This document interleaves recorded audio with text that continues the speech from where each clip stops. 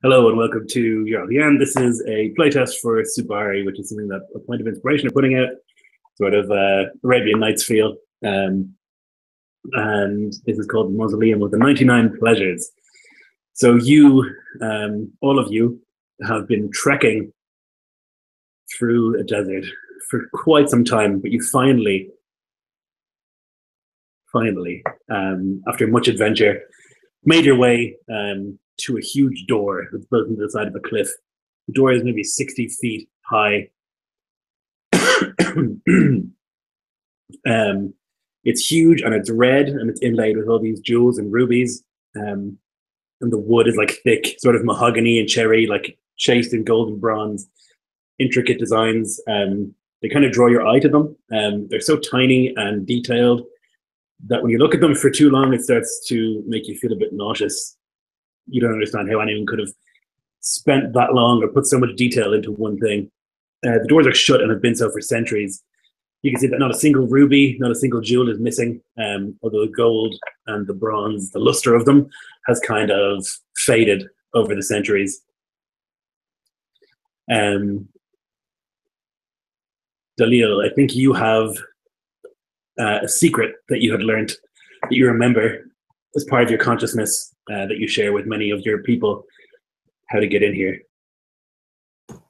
Dalil has seen this tomb be built before. She remembers the exact day, the exact time, where the stars were, what the perfumes and oils the nobles who built it were wearing, and even what the Ifrit looked like. So walking and approaching up to the door, she takes in a deep breath and she recites to it, Ane kadim muto du min habibi alamir Ifrit min kibal iradita talib al dukul. So the phrase is like uttered and there's just like this shuddering, and the gold leaf kind of starts to run and the gems start to glow as if in beat to some sort of unheard music. And the bronze and the jewels and the gold, it all kind of moves in this insane pattern of like gears and locks, moving in this like hypnotizing way. Happens for like a good 90 seconds. And then like sand and dust is expelled from lots of the joints and locks in the door until there's like this subsonic like whoosh, and the door like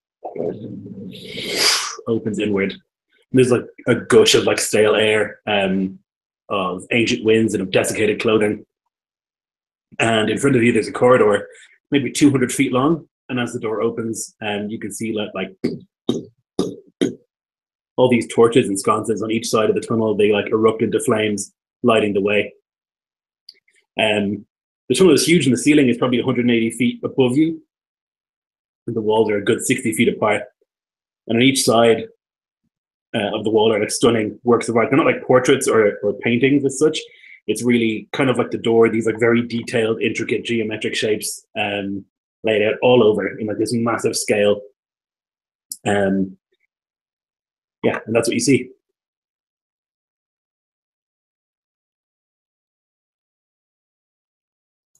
Dalil turns around and she looks to the alchemist and the sage who she brought along with her for their intelligence, their knowledge, and their wisdom. And she looks at them almost expectantly, waiting for them to say something, to share something about what they may know of the mysticism inside of this place, if they know anything at all.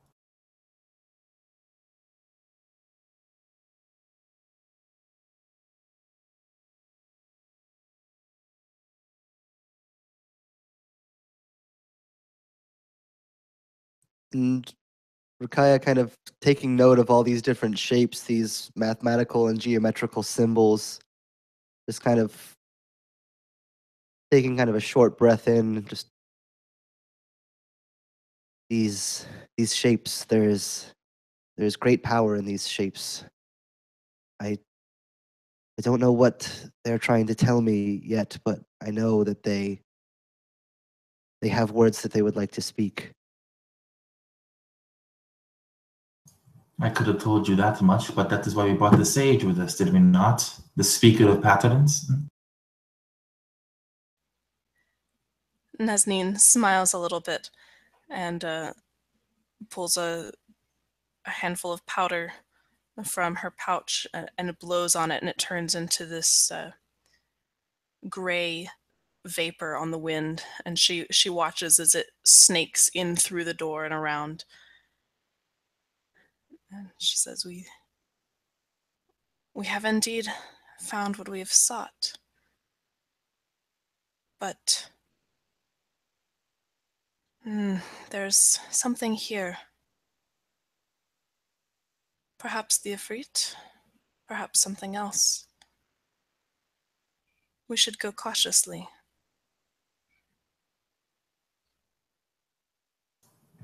Hearing that, Dalil will nod her head, and she turns and she looks back into the entryway of this massive hall leading underground into this desert-covered ruin.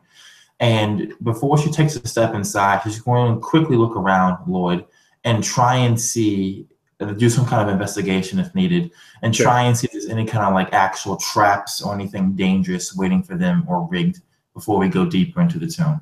Cool. Go for it. All right. So I got a 6 plus 8, so 14 total. So you don't think that this is trapped at all. You don't see anything mechanical. And the knowledge that you would have from all the consciousnesses that you have shared would suggest that like the patterns that you see here, although you're not an expert, like they don't look to be like set to explode or anything like that. They seem to be like wards and stuff to keep something in. At that realization, she bites her lower lip slightly, and then she looks back to the Mamluk Uzma, and she says to her, "Lead the way, if you would."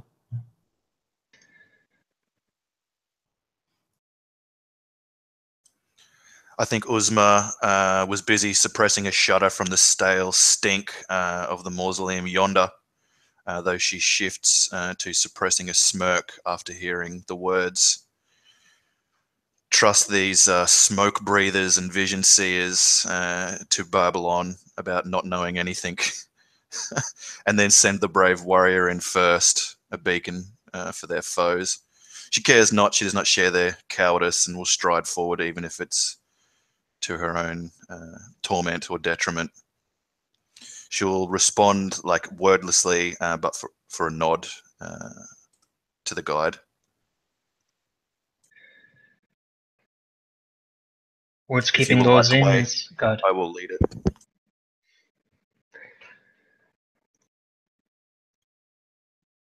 Okay, I would follow you in.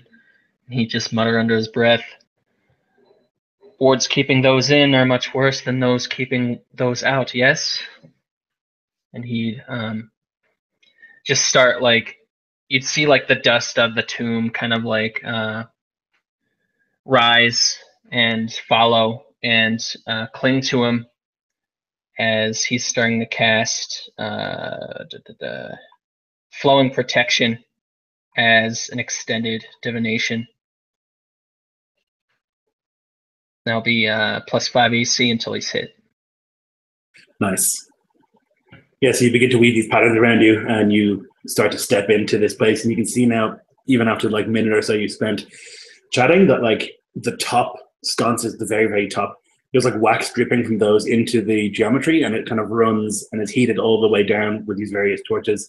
And so the wax like runs along through the rivets and stuff on the walls, making these like crazy geometric swirling patterns all around as you walk through this tunnel in silence, and the steps echo on the sandstone beneath you. Coming to the end, you'll enter out into this huge cavern. You're on a platform that like is a triangle from the tunnel where you are. It leads outwards, and there are 2 stairs leading downwards, and another platform like juts out over some sort of chasm straight ahead of you. There's a huge statue on there, maybe 60 foot tall, white marble of a woman.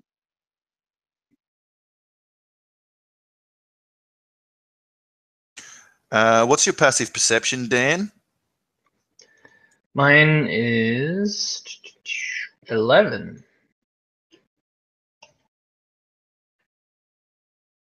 My face probably blocked from your visage because I'm leading the way. I imagine you're closest behind me after weaving your pattern, so you wouldn't see like the look on my face or like the mumbled words on my lips, but you would definitely notice like my body language as I stop when I whenever it is that Uzma notices the white marble woman. And there'll be like a pause to her step, which you probably haven't seen even on the hottest days of the sojourn here. What do you see? A woman, she says simply, not taking her eyes off the white marble. I guess she, like realizing that she's being discerned, she will try and look as if she's marveling at the thing of wonder, trying to veil her true thoughts on it. So as you guys like continue outwards, you can see this statue. Like it's clear that the subject was beautiful, but in the creation of this statue, like every flaw has been expunged, leaving this like idealized sort of perfect version of a woman, but it's almost too perfect, like so free of flaws and so symmetrical that it's kind of off-putting.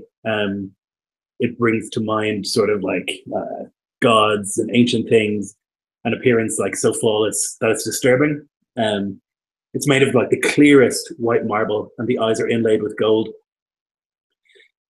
Below it on the platform, there are 99 candles laid out in an intricate swirling pattern, and each one is unlit.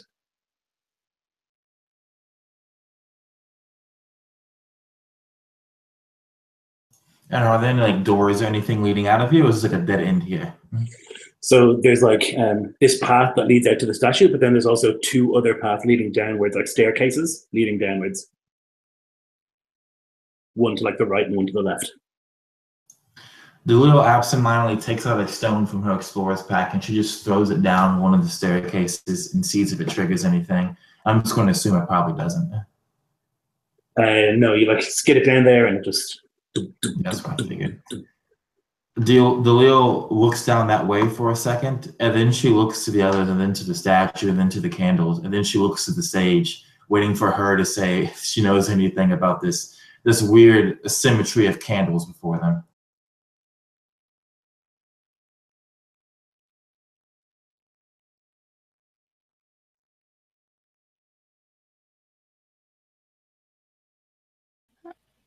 So Nazneen is studying it, and she takes out a torch and lights the topmost candle. Okay.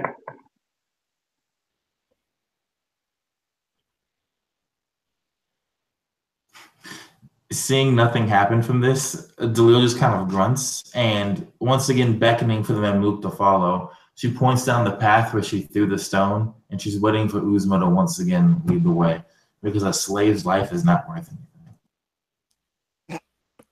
If she sees like the young Bedouin like nod down the hallway that she'd thrown the stone, Uzma, almost like muscle reflex, like she'll just continue on if she's urged, like obeying an order as it comes out. Maybe as she takes a few steps, she'll like furrow her brow or like bite at her lip a little. Slight uncertainty, but she'll stride on to the sounds of the echoing stone. If there's not enough light here, she'll light one up of her own, but if she can see in front of her by a light held by someone behind, then she'll just keep her weapons at the ready in front of her. Mocha would carry a torch. He doesn't carry a weapon. So you guys would head down the left sort of staircase. It leads downwards for maybe 150 or so feet, and that levels out. And the path takes a sharp turn to the left, and there's this big cliff face before you, stretching up maybe 200 feet. Although it seems perfectly smooth. To the right, there's just like a gap, but you can see maybe 100 feet on that there is another like platform. There's a building on top of that platform, but there doesn't seem to be any way to get across.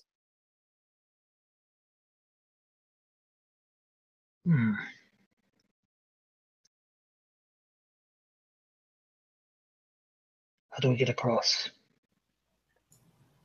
We go back and we see if there's some kind of switch or lever that we missed down the other path. Lloyd, how far across the gulf is this? Like, how far away is it? To the other building, like 200 or so feet. Okay, I can't. Also, we can't actually see across that. You can see it because there are lights at the building, There are like torches up as if they had lit when you entered. All right. But there's no path leading there, you know? When Dalil suggests that we go back, Nazneen lets out a soft chuckle, and she begins just unfurling or just unwrapping a piece of cotton, a piece of silk, and just layer upon layer from this parcel she's carried on her back, and an impossibly thin, long roll. And she pulls it out and gives it a flick of her wrists, and a silk carpet hovers gently above the ground. Impressive. We have no need to go back. If I Unless call, I There is will no haunt way. you. I will To let haunt you us for explore. 101 nights. Mike would take the first step. Enthralled Where by there is any no way. magic. Make one, says Uzma, and she'll join Mokai. Dalil also joins on the magic carpet, sitting on it where the others are standing. And Rakaya will just kind of give it an impressed nod and join the rest of her companions.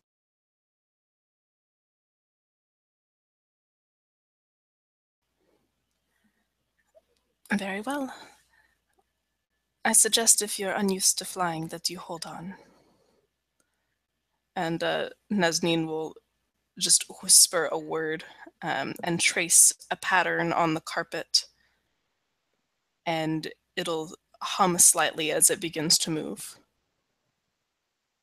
Yeah, and it flies out across the abyss. Is that where you're going? Unless someone says otherwise, that's where she's headed.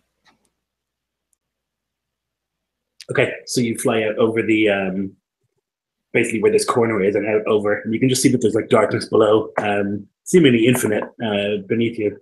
But you can fly out and like turning to the left until you approach this building. There's like a large staircase that leads up to a door similar to the one you had seen when you first entered the dungeon. This enormous, like 60-foot door, and there's a big building behind it with like a dome ceiling, a couple of spires, and there are like torches in sconces all over the building, so it's easy to see.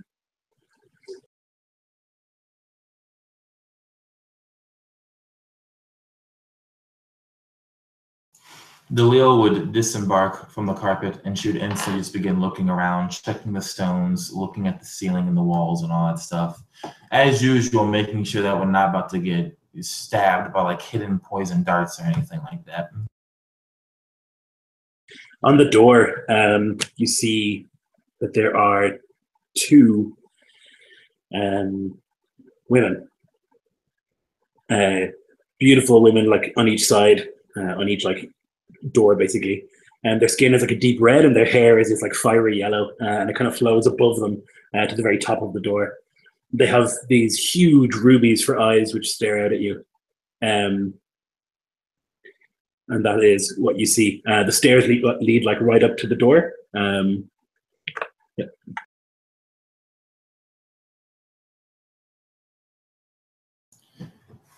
Skeptical of this door, she walks up to it, going up the stairs to the very zenith of the portal. And she's going to very quickly and carefully just like run a finger across it. It's hot to the touch, like heated metal. When you like touch it, there's like it's almost, and you have to pull your finger away. She looks down to everyone else and she quickly relays to them, saying, "This door is hot, burning like the sun's outside."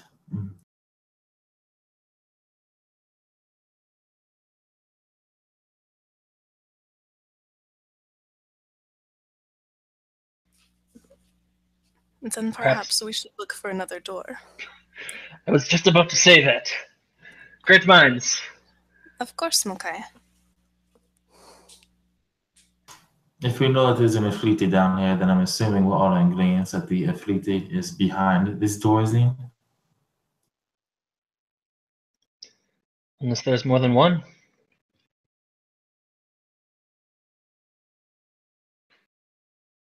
I really hope there is not more than one. There is not more than one in the story, yes?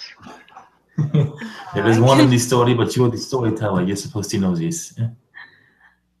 No, it was the one Ifrit, in love with one woman.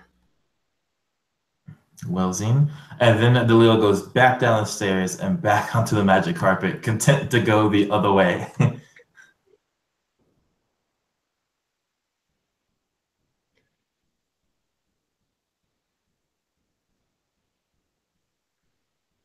I'll follow. Uzma will stay till the last, looking at the door, taking in its design and wondering. She won't touch it, but she'll stand close enough so that she might be able to feel the heat radiating from it on her exposed but tattooed cheeks. Yeah, it is warm. It's like standing next to a fire almost. Like you can feel the heat kind of, and there's even like a heat shimmer before it. She whispers an old name to the door beyond the hearing of those on the carpet.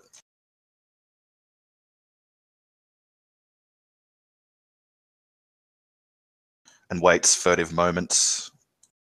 What's the name? I'm not sure, whatever the name of her ancestor was. Oh, I see.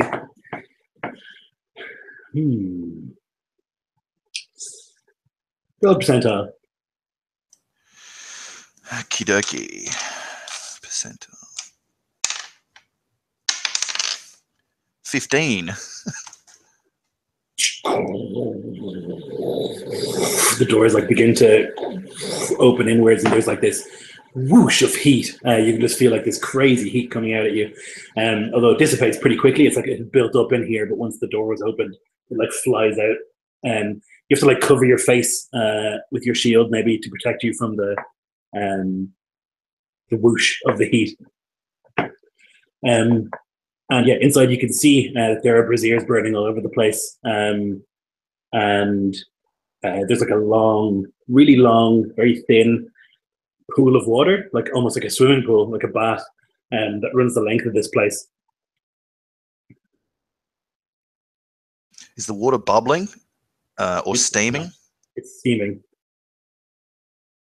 She'll wait till like she feels it's safe to like remove the shield up from protecting her face, and her eyes will like peer over the rim of it, and as it lowers she'll kind of survey more of the room.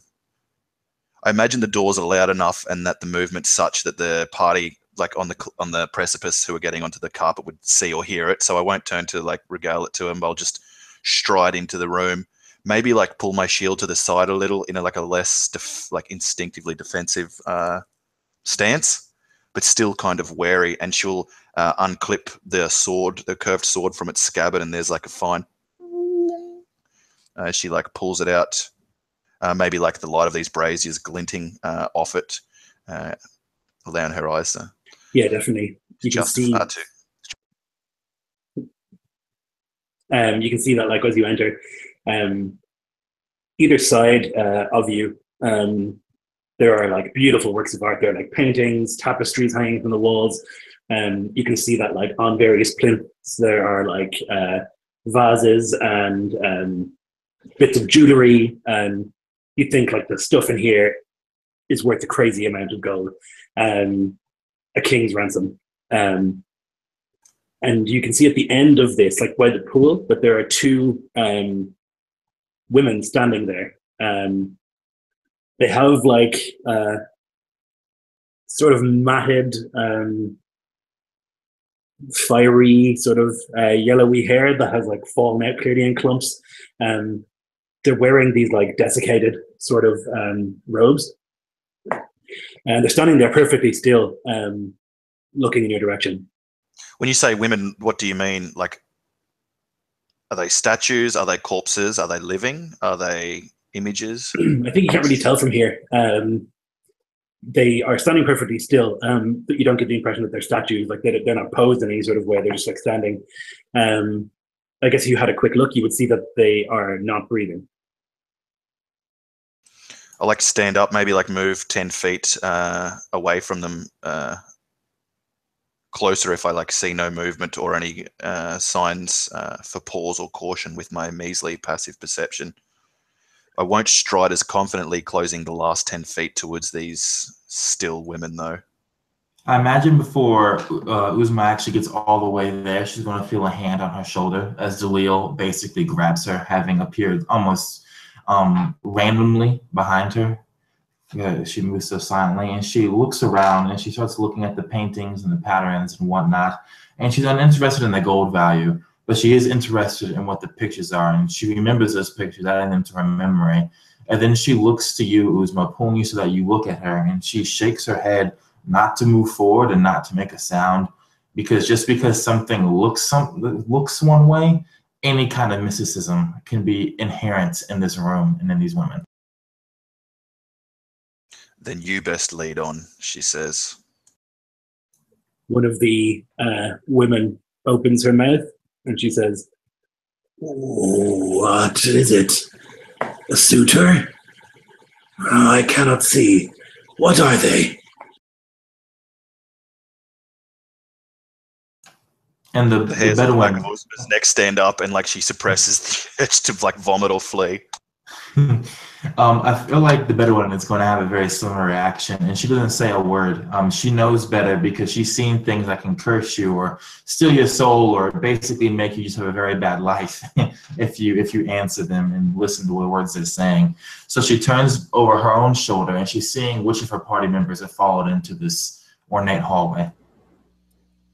Nazneen is just kind of right next to you, but off to the side. She was looking at one of these paintings and feeling a stirring of dream or memory where she had the feeling she'd seen it before. But at the voice, she's turned her head and is staring at these figures. "Amina, they are suitors. Get the perfume." And the other one kind of begins to like lurch in the direction of this like chest behind them, and like there's like a "Yes, sister, I will get it."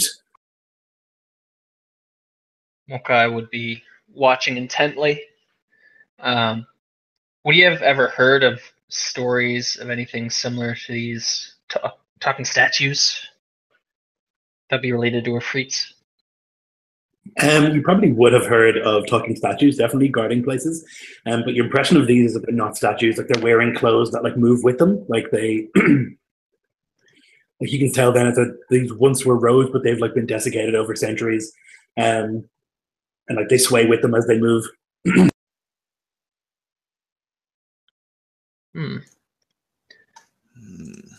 I think Dalil would notice, being so like such proximity to Uzma, that she's uncomfortable at this and kind of making making these noises in her armor as she like steps from foot to foot uneasily. She definitely would have spoken or engaged these weirds. Would have not been for the advice of the Bedouin, who, it's weird, she doesn't trust the Bedouin, but she trusts what she says. So make of that what you will. I'm still not sure yet. But she's definitely like not kind of standing still when she's like uncomfortable, and it's noticeable. You can probably feel the heat rising, and if you're very keen of sense, you'd like the heartbeat is increased, the breathing is heavier, and her eyes are like flitting. Dalil can actually, kind of like a snake can taste all these things on the air. She too can taste these feelings coming from you. She can taste the endorphins and the all the different hormones and whatnot flowing through you, causing all these reactions. And she takes her hand off your shoulder, and she's going to move a little bit to the side and kind of move in like an arc towards this pool, Lloyd. So that way she still has like 10 feet between her and this crazy, creepy thing. And she's just going to look in the water, but she's going to basically have her body primed to jump back at a moment's notice if needed. So when you look in the water, you can see your reflection, although it's like an idealized reflection. Like you see yourself the best you've ever seen yourself. Any flaws that you like might worry about, you know, oh, my nose is slightly too pointed, or my cheekbones are too low, or something like that. You look in there and it's like an idealized version of yourself. It's kind of nice to see, although maybe worrying. And as you're looking, like there's like this clink, as like this woman at the chest opens up this crystalline container and whirls it around, and there's like this strong smell of like sandalwood and like this sweet sort of citrus smell, this perfumic sort of smell that comes through the room. She like takes a dab of it and puts it onto her like desiccated neck, and moves back to the other sister and like puts it on her. And the other sister, she says, "We have been alone for such a long time. Introduce yourselves, brave suitors. You have overcome. You have not overcome the challenges of the Suitors' Bridge, and yet you are here."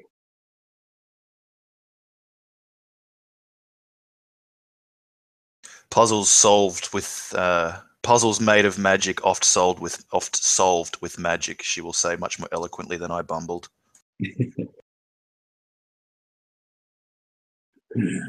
Interesting. Our father always said that suitors would come and they would have to go through the rigors of the bridge if they were to be worthy of us, and yet you all stand here. It would not be the first time a father has lied. She thinks to being sold to the Mamluk slaver. Our father has never lied. And who is your father? He is a king, a prince of the Ifrit. And your mother? She was the most perfect, the most beautiful human that ever was, the wittiest, the cleverest.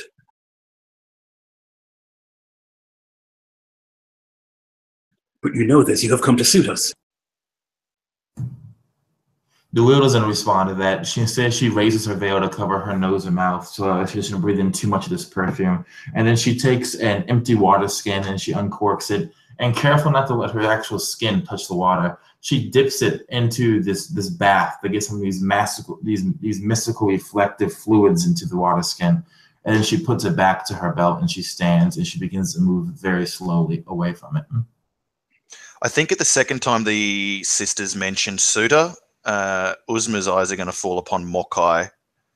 I'm not sure if I'd know from context or whatever, but unless he is a suitor, I'm going to respond to the sisters truthfully. You can see that the sister has walked to the edge of the pool, and you can see her looking at herself lovingly and just checking over herself, and she's running her hands through her hair, which is falling out in clumps, but obviously she doesn't see that, and she just looks adoringly at herself in the water.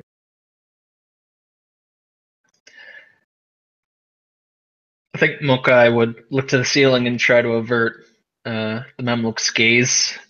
She's like, "Are you gonna be our guinea pig?" Nope. None of us here are suitors, she'll say to the weird sisters. No. We have waited so long.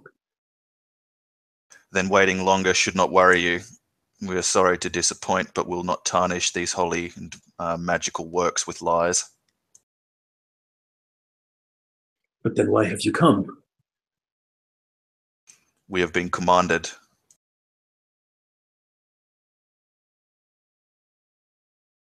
But only suitors can enter, and she's rubbing her face now with her hand, and as she does so, a bit of skin comes off her forehead. Only those who come to suit us are allowed to enter. Father will be so angry. Why does father need to know? Oh. Well, we cannot lie to him. You could not tell him. "Do not hide from an Ifrit," he mumbles. Although it has been some time since father came here. I do not know how long, but it has been a long time.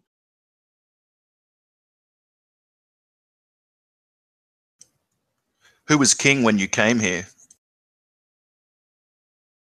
Our father, and he is still king. The only king that matters.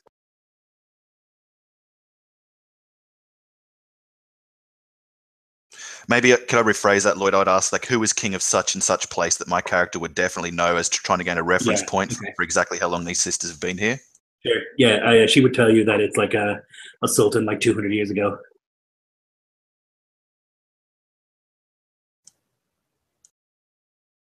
I smell necromancy. I think when I see the flaps of flesh fall free from this weird sister's face, I'll be unable to stop taking a step back. But then I'll stop myself from retreating further than that, and my eyes will grow hard as I think of this as a kind of imprisonment or slavery.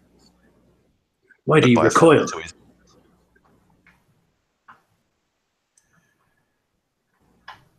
Forgive us for disturbing you and for intruding upon your wait. It was not our intent. But you opened the door.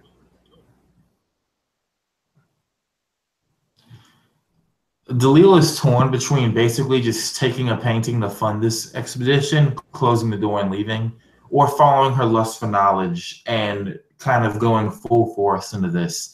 And she looks to the sage and the alchemist and everyone else, and then back to the sisters, and then she sees Uzma's furrowed brow. And so then she steps forward between Uzma and the two sisters, and she says, I am actually Sultan, and we wanted to make sure that everything that was here was true and honest and not a lie.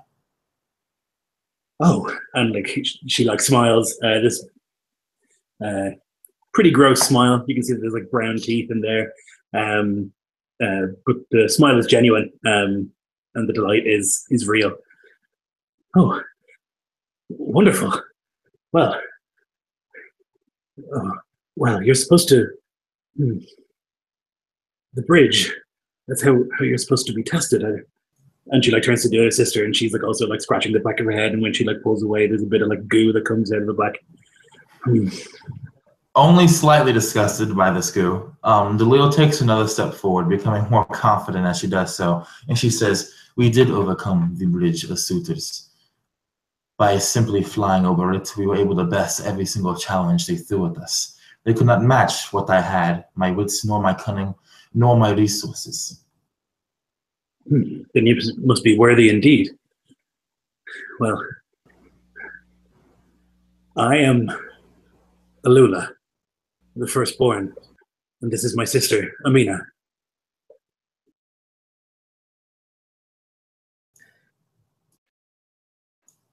And is that all you're going to say to your suitor?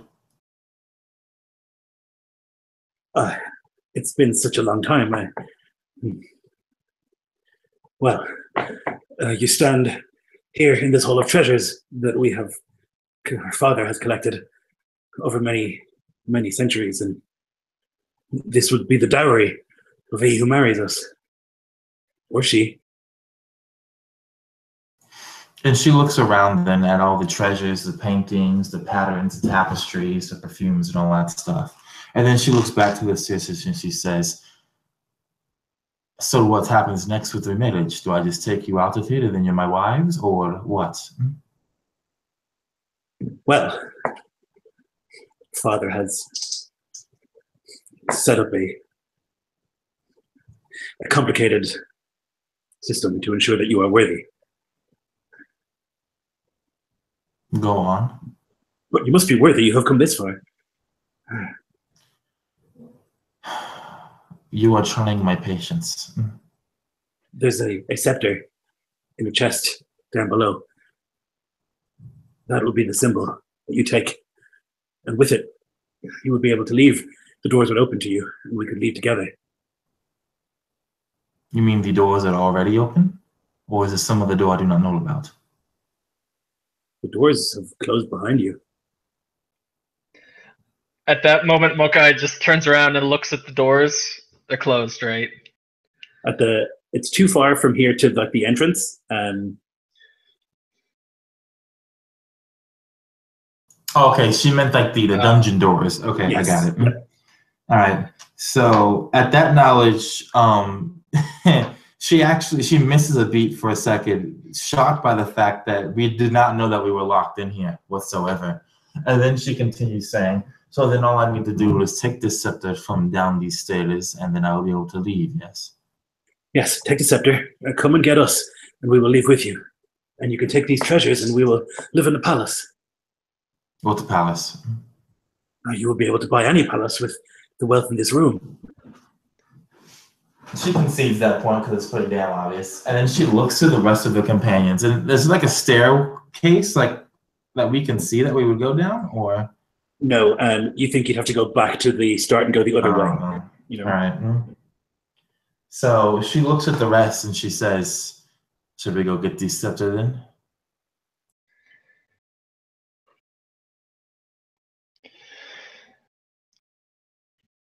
Yes. Uzma's giving you like a consternated look. She's angry that she lied to the sisters, as if it's like made up quandary she's been chewing over through the walk in the desert. She'll like remove her gaze from Dalil after like a bitchy look, for want of a better, more elegant phrase, and she will turn to the decaying sisters and say, "Where is thine mother?" Our mother died. She was human. And where does her corpse reside? Down below.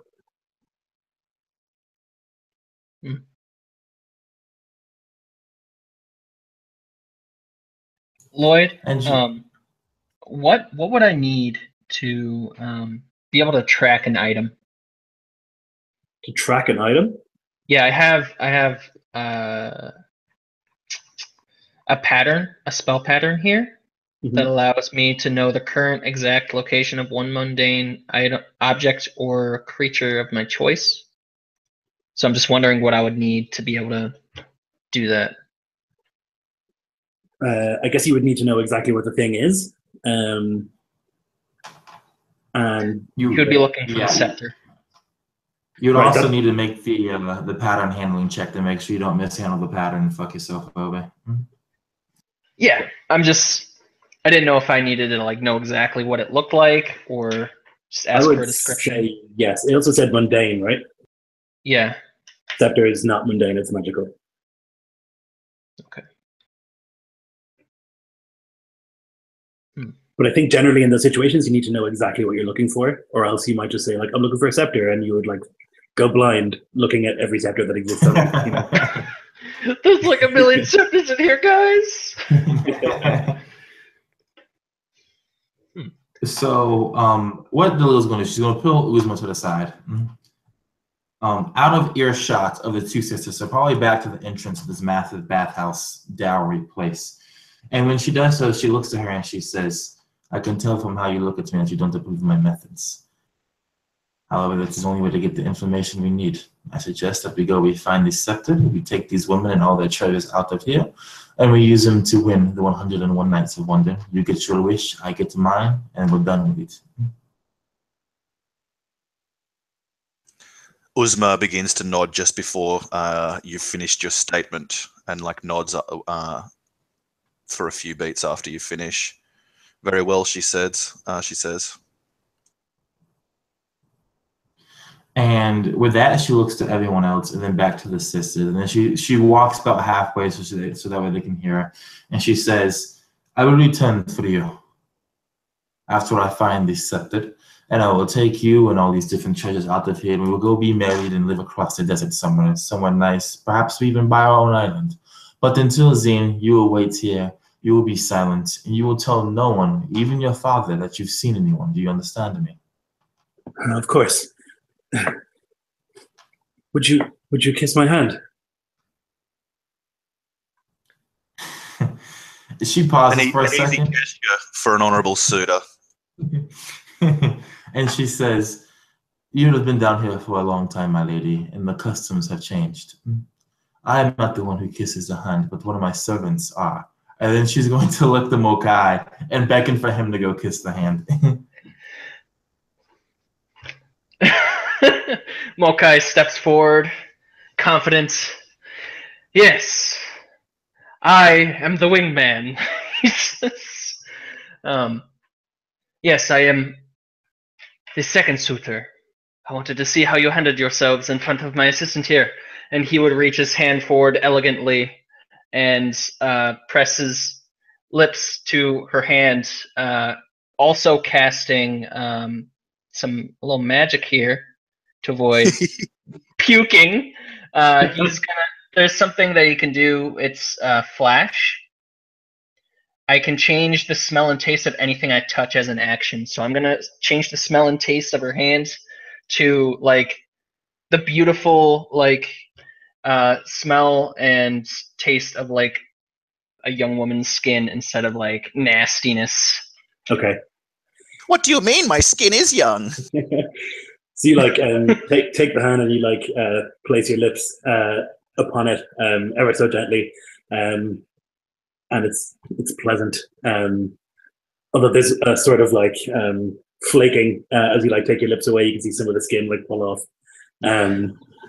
from the Poker hand. face, complete poker face. Like he probably has some dry skin like on his lips, but he doesn't let on. I imagine there's some like pus and goo like coming in with the skin.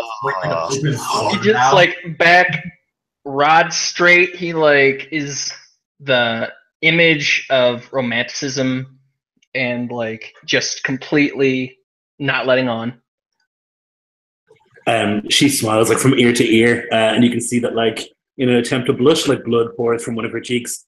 And she just looks so pleased with herself, like so delighted, just like giggling. I will return. Don't you worry. And then he'd turn around and like kind of quickly shuffle out. You can see that his footsteps don't leave anything behind, as he's not human, but he knows what it's like to be sick. So he's gonna like quickly kind of get out of there and get around the corner, going confidently out and then like retching a little bit. Now They're like these. Go ahead. They're like doing the like finger wavy sort of bye bye, like a flirty bye. See you, boys. Yeah, as you guys leave. As we leave, what Delil's going to do is she's going to take the water skin with the enchanted water on her hip, but she's going to act like it doesn't have any enchanted water in it whatsoever. She's going to pass it to Mokai and say to him, use this to wipe your face off, get clean. And she just wants to see if this magic water is going to have any effect on him whatsoever once he uses it on his face. He'd look in the water and then I think he'd sniff it first. Because she looks like the kind of person who would have something nasty in her water canteen, but if it doesn't smell weird, he would use it. Yeah, no, it just smells like water, which is no smell, I suppose. So yeah, you take some of the water, you like rub it on your hands, and then onto your face to like wipe away the grossness. And the rest of you would notice that like actually you would notice too, but like the wrinkles in your fingers sort of deepen, and that like the smile lines around your mouth deepen as well.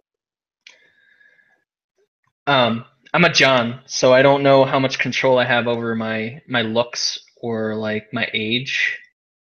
Would my outward appearance like age as I age? I don't know. I imagine I'm not human. Since you're like a living mirage, I imagine you just become like slightly more translucent, as if like you're beginning to fade away. And Delil would notice this and quickly take the water skin back out of your hands. I'm not done. You're done. And then she recorks it and she puts it back on her hip, gives no explanation, and moves to the flying carpet. Strange woman. I wonder if that fell bath drains the vitality of potential suitors to keep along the vigil of those horrid and enslaved Ifrit gits. Are you saying that out loud, Nico? Yeah. Or no? Yeah. Okay. Hearing this, the Bedouin, she would shrug her shoulders slightly and say, whatever it was, whatever spells or magic they were weaving, whatever patterns they were trying to divine, we will leave them here. Or if we take them with us, we will wrap them in a carpet or in cloth, so that way we don't have to listen to them or look at them any longer.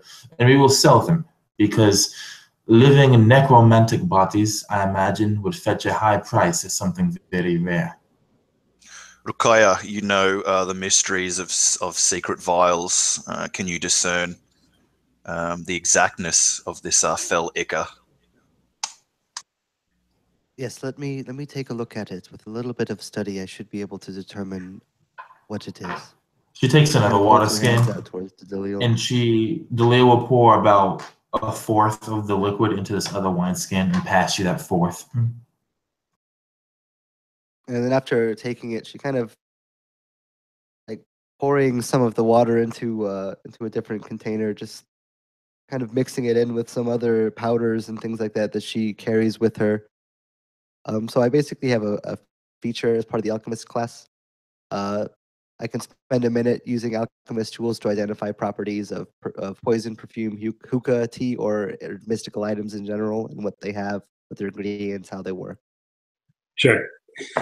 So, taking a little bit of time mixing these powders in and stuff, you would see like that the colors would shift, and the powders would like bubble and pop in the way that would make you believe that this is like a magical and mystical sort of water. It's not even water; it's something else entirely.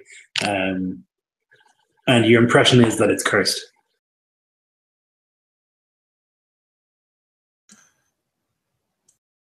This substance, it has the appearance of water, but it is not such. The exact nature of this foul liquid I do not know, but I can say with certainty that there is some foul magic about it. It is cursed. You gave me cursed water? We've only been in here for 5 minutes. Did you carry it in with you? Dalil was not to know. Calm yourself, Indeed. Mokai. It was impossible. I went to the bath waters, I filled the water skin with it, and then I let you use it to clean your face because you had pus and dry blood on it, my friend. Do not blame me for your own misfortunes.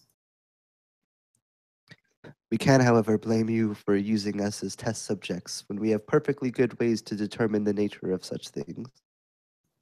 When you say that, she completely ignores it as if you didn't say anything, and she just looks to the sage and she asks her, You got the same magical power as my girlfriend.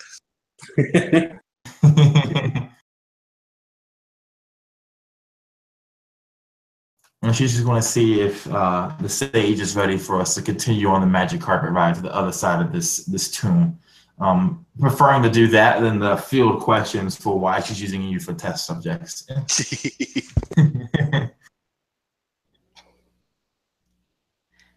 Nazneen has been very quiet, studying, taking it all in, doing these mathematical calculations in her head, weighing the values of the sisters, of their life, of their unnaturalness, of the cursed water, of Dalil's plan, and she just inclines her head gently. We should continue. And she gives Uzma a long look and then gestures towards the carpet. What can I discern from that long look? That Nazneen does not see eye to eye with Dalil, and her thought of selling someone into slavery is not sitting well with Nazneen, and Nazneen imagines it doesn't sit terribly well with Uzma either. Yeah, she trained to keep her face implacable about talk of slavery, to like hide her true feelings about it. But I think there'd be a glint in my eye, maybe like coming off one of these unholy braziers, that would give you the impression we're of similar mind in that respect.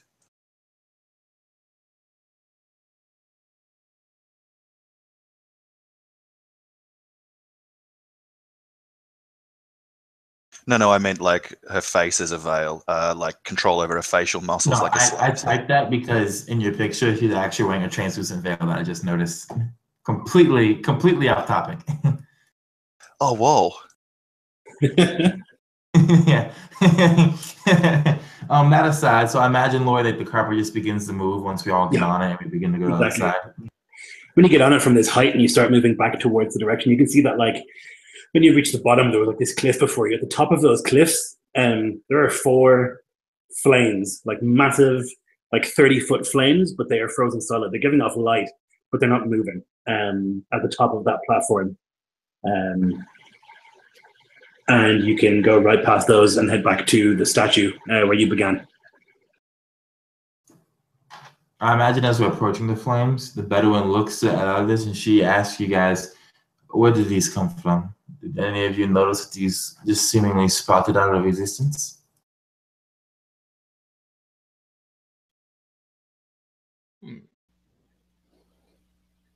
You mean the flames? The frozen flames, yes. I do not recall seeing these earlier, or else I've gone blind in my young age. Sometimes we do not see what we do not wish to see. Your blindness may be self-imposed. She takes careful note and measures your words, and then she just does not reply to them whatsoever as the carpet continues to fly.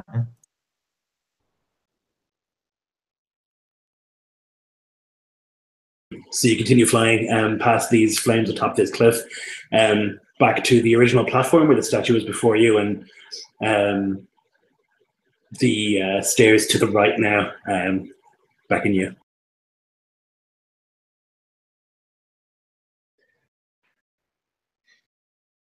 All right. Second try. Really thought that was it. It's never that easy, is it? It's never it is with these kinds of places, Delia would say. And then instead of making Uzma walk down this path, she herself will actually begin to lead the way. Okay. So as you begin walking down the stairs, there's quite a lot of them. You come to about the halfway point, and I need you to make a dexterity save as there's a click. All of us, or just our bold leader? Just our bold leader. I have a 19 plus 4, sorry, plus 3. So. Okay. Yeah. So there's like a click, and the stairs leading on from where you are all just become flat. And at the base, you can see there's like as the thing opens up and there's like a flame coming up from underneath there. But you manage to, like, as you begin to slip, like grab onto the step above you and hold on so you don't fall. I imagine she's kind of like diagonal, like falling down the stairs when she reaches out and she grabs it. And then just quickly she pulls herself back up so that she's crouching on that precipice there. And she's looking down to the flames, studying them, seeing if the stairs are going to return to the natural shape or not, and if the flames are going to dissipate or just keep burning. Yeah, there's about 30 seconds go by, and then like, and the stairs return. Uzma, do you have something heavy I can borrow for a moment?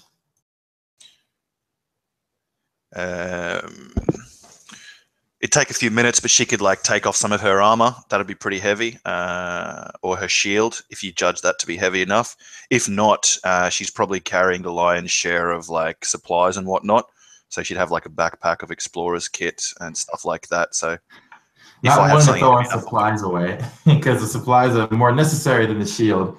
She'll take your shield and she'll put it on the stairs. This thing probably needs human weight. She'll press down onto it when she puts it down low to see if that triggers a trap again. Yeah, it's basically, it looks like when you like put the shield down and step on it again, like, and it triggers again. She very wordlessly, she just begins to look at the walls around her, and she turns back to the other party members and she says to you guys, "Give me 3 minutes and I will have this issue removed." And she's going to start looking around to see basically where the exact triggering mechanism is for the trap, so that way she can begin to work on disarming it. Sure. And So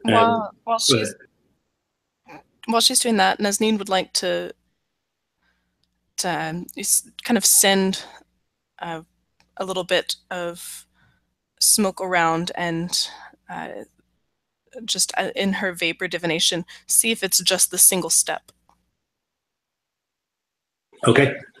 I don't know how you do that, but go ahead. And Dalila, you can give me like an investigation. All right. Do you want to do investigation to find it, and like a thieves' tools, or just thieves' tools, or so investigation to find it, and then thieves' tools to learn it. All right. So I have a natural 20 for my investigation. And 1 second, let me pull my character sheet. Yep, so it's still proficiency. All right. So it's going to be a 17 on my thieves' tools. Okay. So you kind of like look around. There are no walls, so this staircase is basically just like out in this chasm. But as you can, you kind of like lean over the side of one, you look, and on the other side, as you lean over this abyss, you can see that there's like a, a triggering mechanism underneath this step, which is actually hollow, and you can like hang on and like reach in there with your tools and like undo the various mechanisms in there, and eventually there's like a solid, satisfying, and you can like test the weight and the step doesn't move. Perfect. And when she's done with that, she's going to quickly put away the lock picks and the other assorted oddities that she uses to break these kinds of traps. And she's going to hand the shield back to Uzma, and she's going to look to you and say, "Now you may lead the way. I figured that if the other path was not trapped, this one likely would. And I feel I am better at handling these kind of situations." Oh, well, fuck, he's not here. Well, she's going to hand her back the shield, and she's going to, I guess, tell her basically to go down the way. Yeah. So Uzma will lead you down the stairs. There's no more traps or anything. And as you get to the base, it opens up onto like a long bridge sort of platform, and you can hear like a buzzing of insects up ahead. And you can actually see that on either side of this bridge, there's like a forest, I guess. Although the flowers are dead and kind of wilted and rotting, and there's withered trees and like these enormous black and brown firs. So it's like a dead forest that you see before you. And as you kind of approach closer, you can see that like a big bee, like buzzes past you. Although there's nothing on it except for an exoskeleton and like some legs. They're flying to a dead flower, and you can see that like as it like crawls around there, it comes out, and the pollen carriers on the legs, instead of having pollen, they have this like black ooze, and it flies back towards a hive. Do not like this. I certainly would not like whatever honey they're making.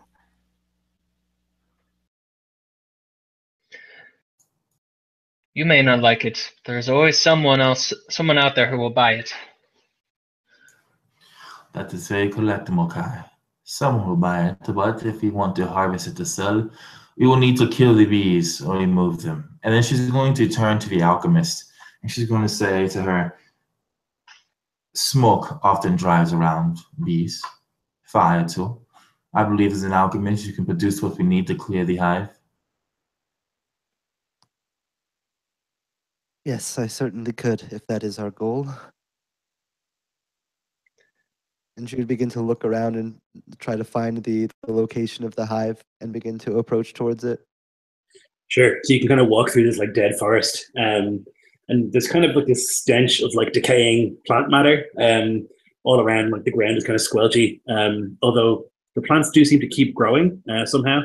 And moving through, you eventually find like attached to like a withered tree that there's like this black sort of gray oozing beehive. There are bees kind of swarming around it. They're not aggressive in any way. Even as you approach, they don't seem to like go for you or anything. They're just intent on getting this goo and making their honey.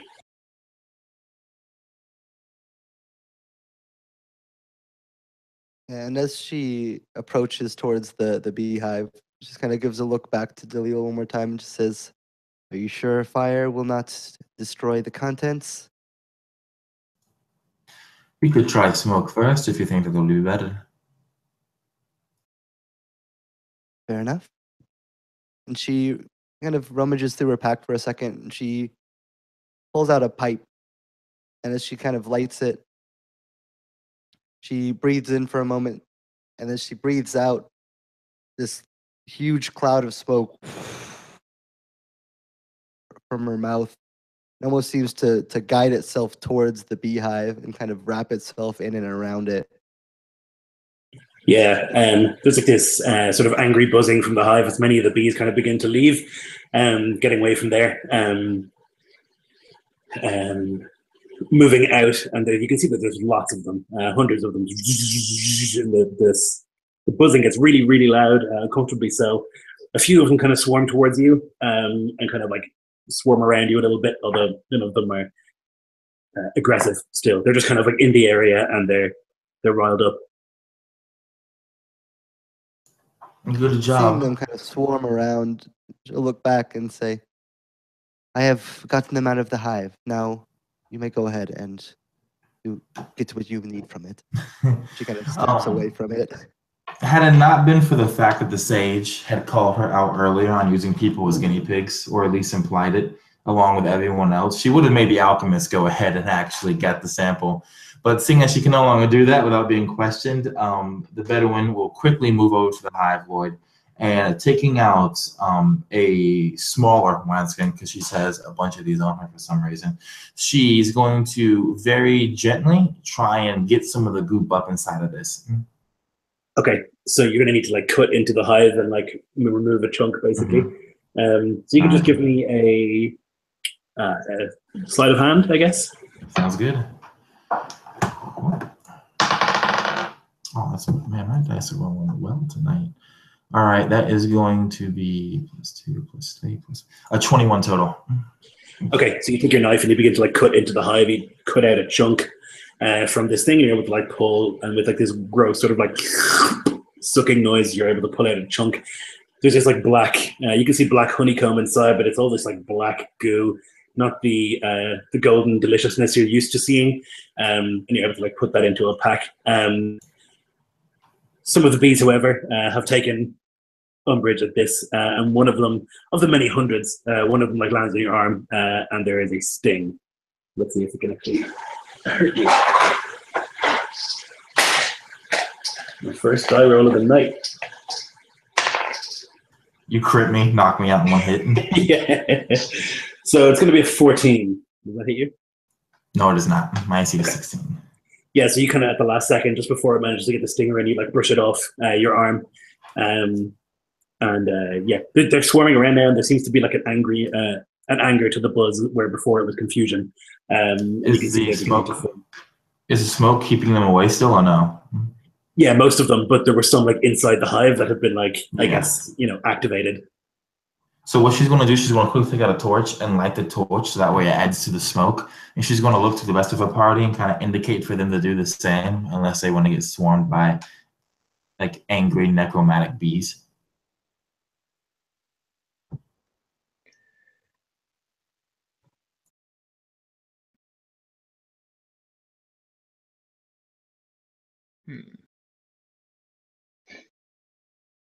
So you guys light your torches, and the bees are kind of swarming all around. Is there anything you'd like to do, or you'd like to get out of here? I'd like to exit. Stage left. Yep. Nazneen was staying a ways back and studying the forest for any other patterns that might be discernible. Signs of other creatures besides the bees, signs that someone planted these flowers in a design, or any indication of a way to go. Sure. You could give me a Arcana check if you like.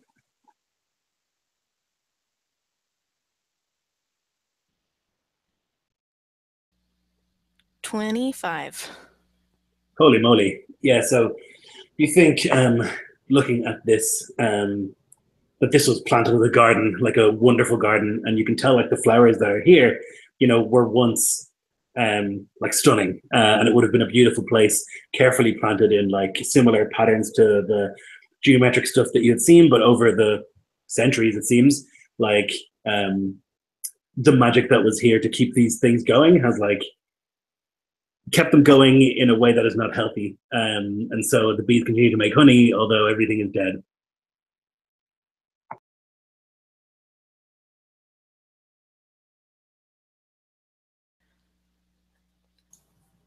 Would the sage share? Oh, sorry, go ahead. Yeah, she's studying this, and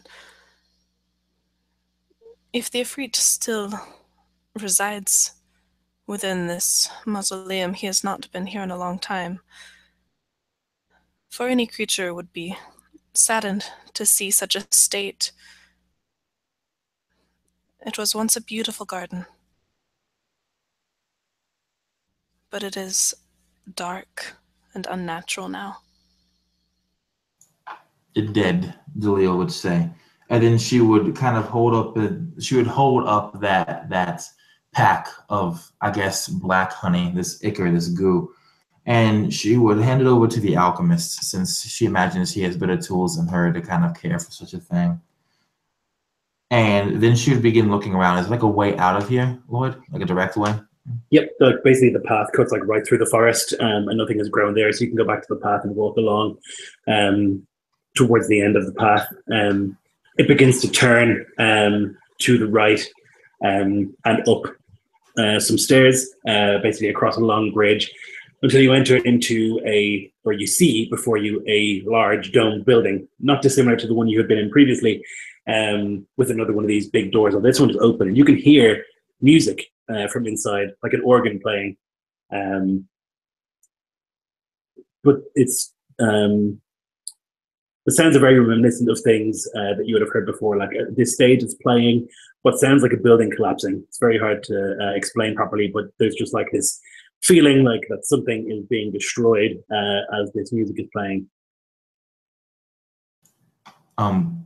Disturbed by this, actually, the Bedouin's going to take a step back and look at Mokai, because as a Jali, he is experienced in the patterns of rhythm and dance, and she looks to him to see what his reaction is to this discordant cacophony. Yeah, Lloyd, can I try to figure out what might be going on from what I'm hearing? Sure. What would be the check? I guess I'll call it Arcana, or like any sort of intelligence check that you think is appropriate. I have Arcana, so I'll use that.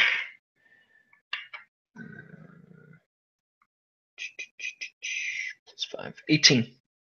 Okay, so you get the distinct impression that this is like a magical organ, and as you're kind of listening, that sound changes, and it now sounds like the screams of a baby, like that's just been born. The crying of a baby is what you hear now. It's still music, right? It still like sounds like an organ, but like the feeling is so strong that it's this particular thing that you're listening to.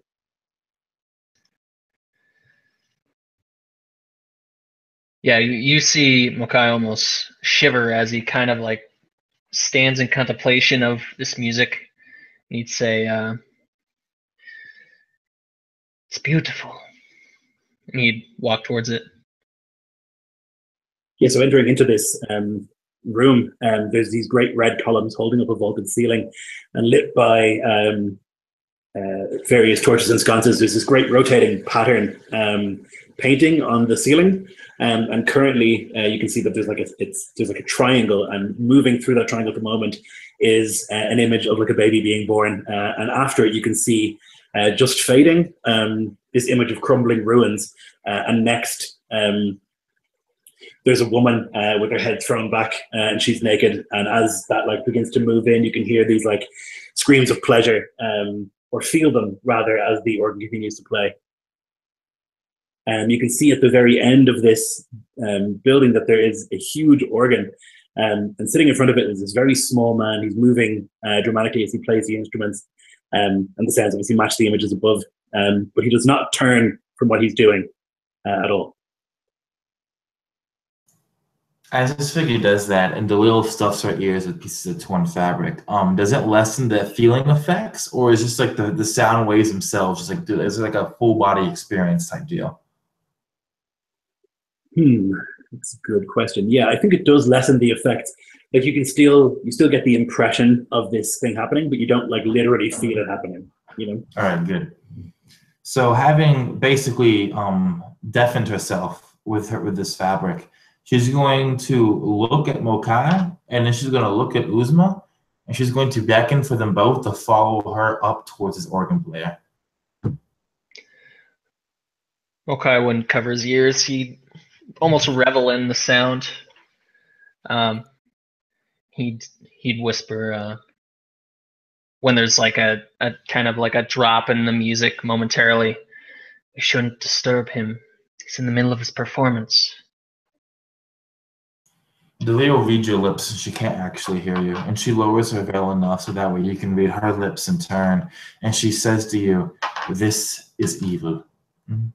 I do not trust it. And you can feel like this pleasure as the image of the woman begins to like fade away. You can like feel it really powerfully within you. And next, there's just like this perfect sort of fractal image that appears. Is the next in line, and as it appears, the music changes again dramatically. It's like incredibly complicated time signature, and I need everyone who is not got stuff in their ears to make a wisdom save. Hey Lloyd, I'm going to roll mine at disadvantage because I was just about to say before your statement then that like the sexual arousal that was like emitted from this like evil organ playing like sat particularly unwell with Uzma given her previous experiences. So she was already kind of like freaked out, tense, and anxious. So maybe in a more like manic state, so more susceptible to this maddening music. So okay, sweet. I rolled a crit and a 19, so I just wasted my good dice for the session. Fuck. So yeah, that'll Good be job, man. 23. I got a 15.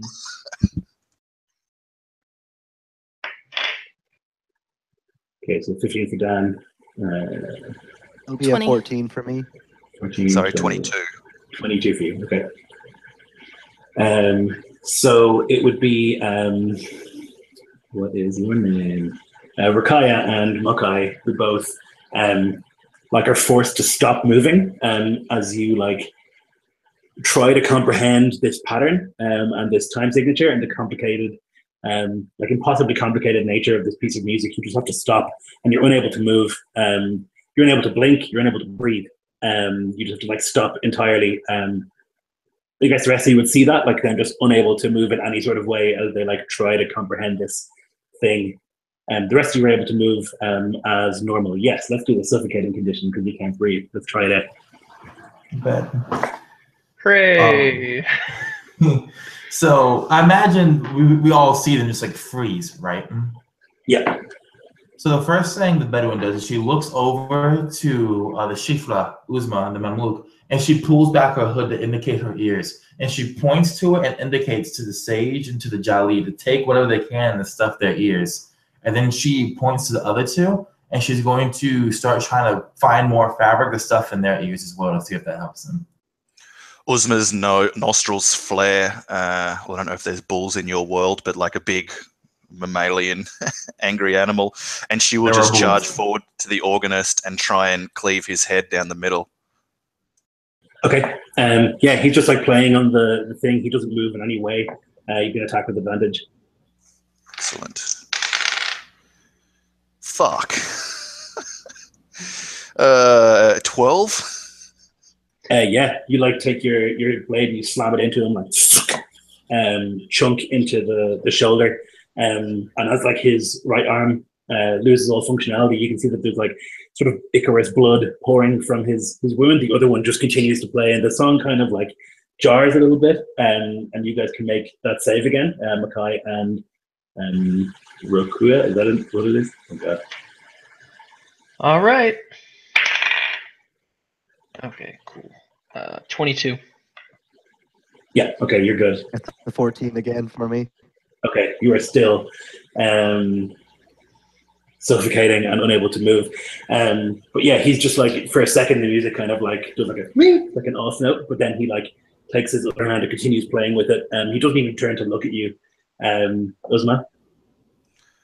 I'm going to grab his head by the back with my free hand and like begin smashing his face into the organ keys. No. You might miss because Nazneen draws a circle in the air, and from her field of vision, she circles the organist perfectly, and then swipes her hand to the left, and he needs to make a save, a strength save, DC 18. He fails. He is launched 40 feet to the left. So he is launched away from the organ, and he like lands in a heap on the ground, and he just lets out this like shuddering breath. You can see that he's tiny, he's ancient, although somehow he is still alive. He's just like clearly been playing this organ forever. And even as he's like smashed in and his like shoulder is ruined, he like begins to like push himself up slowly. He hasn't looked at you or Uzma or any of you. He's just staring straight at that organ. With the music stopped, both of you will be able to like recover from the freezing.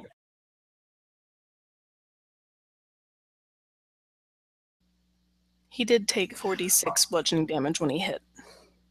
Okay. The Leo looks over to Uzma, and she's going to point to the organ, and she just quickly says, "Destroy it."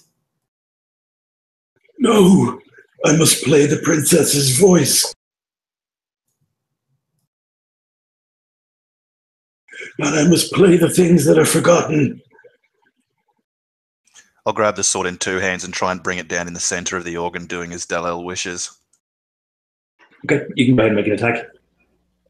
I think I'll try. If possible, can I do an athletics check to? Actually, no. I will make an attack, and I'll use my sunder ability. Okay, nice. 17 on the die, so 20 craze to hit. Yep. D10. 11 slashing damage, and yeah, I'll use Sunder to try and bust it and make it unusable. Yeah, so you take the sword and like smash it down into the thing, and a bunch of keys are like flung away from it. You can see like the strings, like gut strings underneath, two of which just like twang twang out of usefulness and are broken. And the thing, the wheel on top, just like grinds to a halt. And the old man just lets out this like no. Nazneen turns to Dalil. What? We could have said that he could play when we'd finished. Why would you destroy something so ancient, with such story and such history? The only things I want out of this place that have story and that have history are things that cannot be used against me, Sage. Who will remember the forgotten things if I do not play them? No one, says Uzma, and she'll walk up and try and drive the blade down into the middle of his head. Yeah, he like raises a hand, but you can cut through it and finish him off.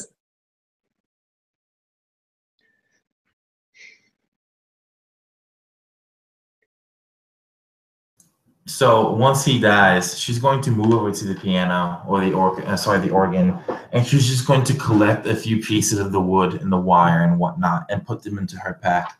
And then she's going to start looking around this place and like, what does the inside of this, I guess, domed building exactly look like? So it's like a long red carpet leading from the organ to the door. There are these 6, like on each side, red columns holding up the ceiling. And on the ceiling, there's this huge wheel with these various images. So you can only really see the image that's about to be in the triangle, the one that has just been, and the one that is. The rest of them are like amorphous sort of shadow. So it seems to like come into existence as they come close.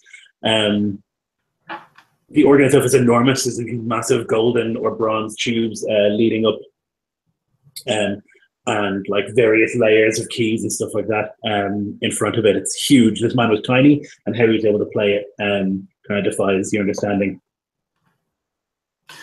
Being an Ouroboros and having seen many things that make no logical sense to the human mind, she accepts it for what it is, and she begins looking for a way forward through this place. Sure. I have a feeling that was a grave misdeed.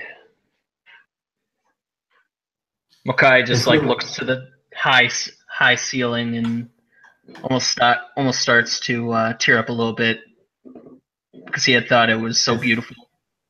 I think if Uzma hears that, she'd shoot you a withering look, and then turn to let her eyes fall upon, was it Rakaya who was choking to death? And I'll be like, I would hope that any of you would stop fell music if it was suffocating me to death. And Rakaya just kind of gives a grave nod and kind of looks back and forth between Uzma and Makai, just kind of half siding with Makai despite everything, but still kind of a nod of understanding and appreciation towards kind of everything good and bad that just happened. We would not hesitate to do so, but there is more than one way to accomplish any task.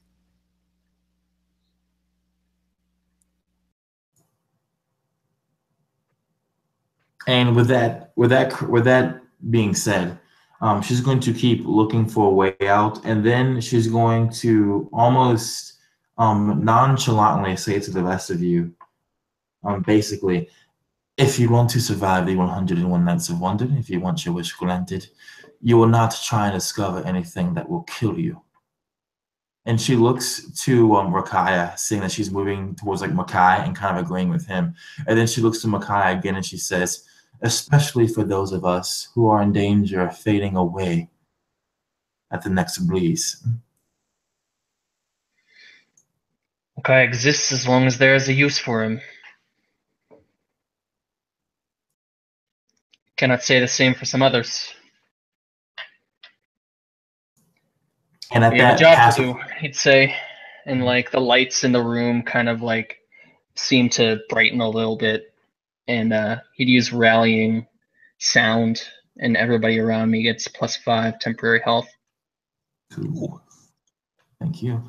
And at that note, as you're looking for like a way out, you can see that like behind the organ, as you're kind of looking around, there is a door that leads on. she's going, having learned her lesson, right, she's going to quickly check the door for traps, just because this place is clearly going to trap to hell.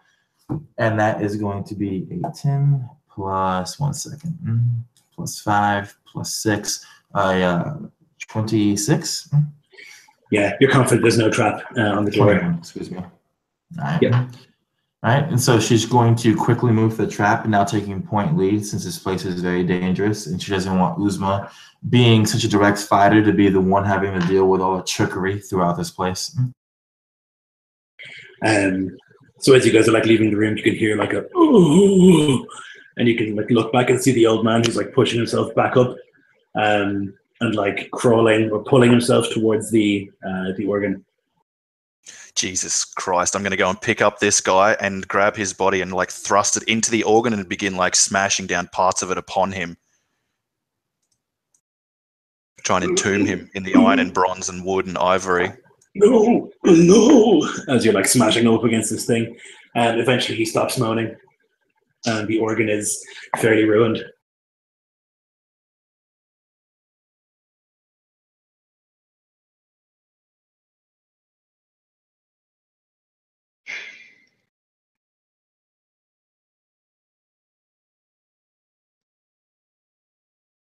Come. I'm tired of this place. She gives like an acidic, not a smirk, I'm not sure, just like a like she's just eaten shit kind of face. Like his disgust of the room is indescribable. And seeing that Delila's relaxed her body language after investigating the door, she'll go to follow their self-styled leader. Yeah. So you guys can walk out that door, having left the organ in ruins and the body of that poor man in ruins also, and move down some stairs. And there's a door about halfway down to your right and also to your left. There's a room on either side.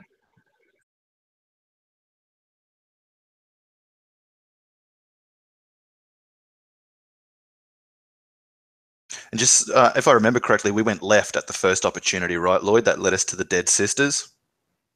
When you first go into the dungeon, you went left, yeah. Okay. Then I propose we go left this time too.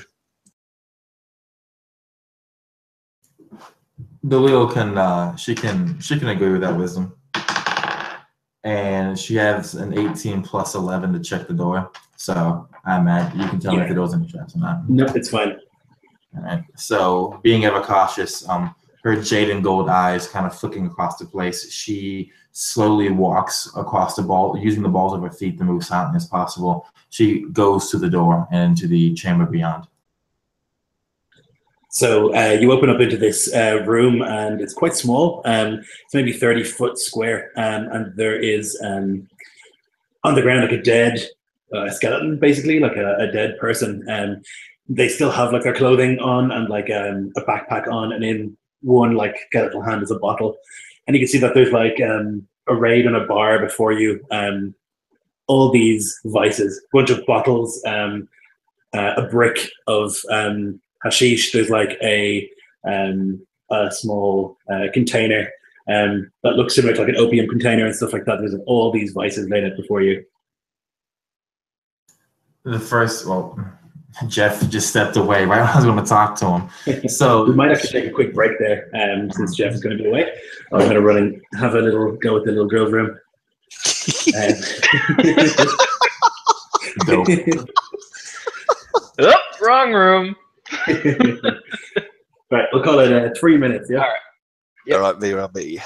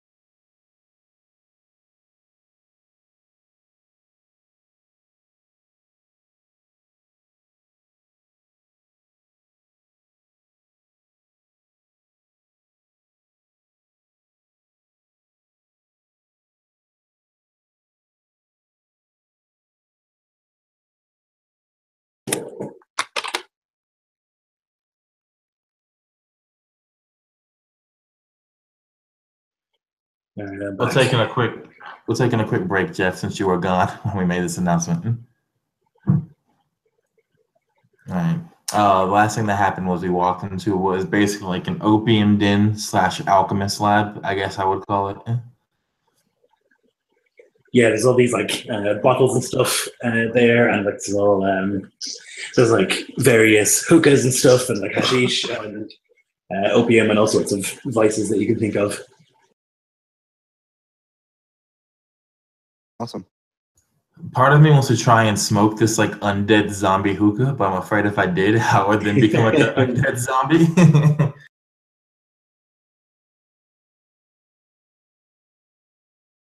I might try and goad someone else into doing it, since that's worked at least once, so it might work twice. I'm heartbroken for that old man. He just wanted to play that damn organ. Nico was having no part of that. Yeah, he's like, fuck this. Kill it so hard.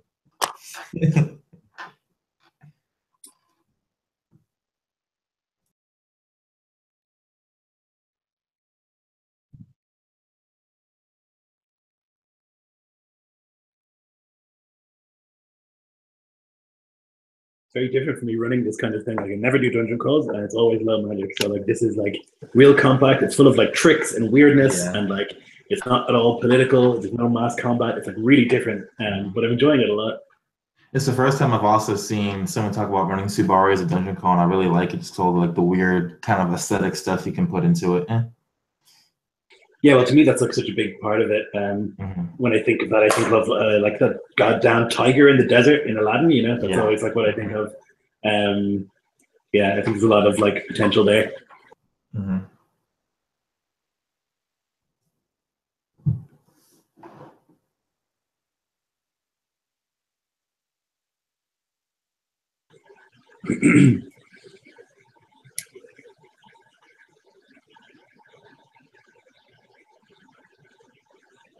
Poor man.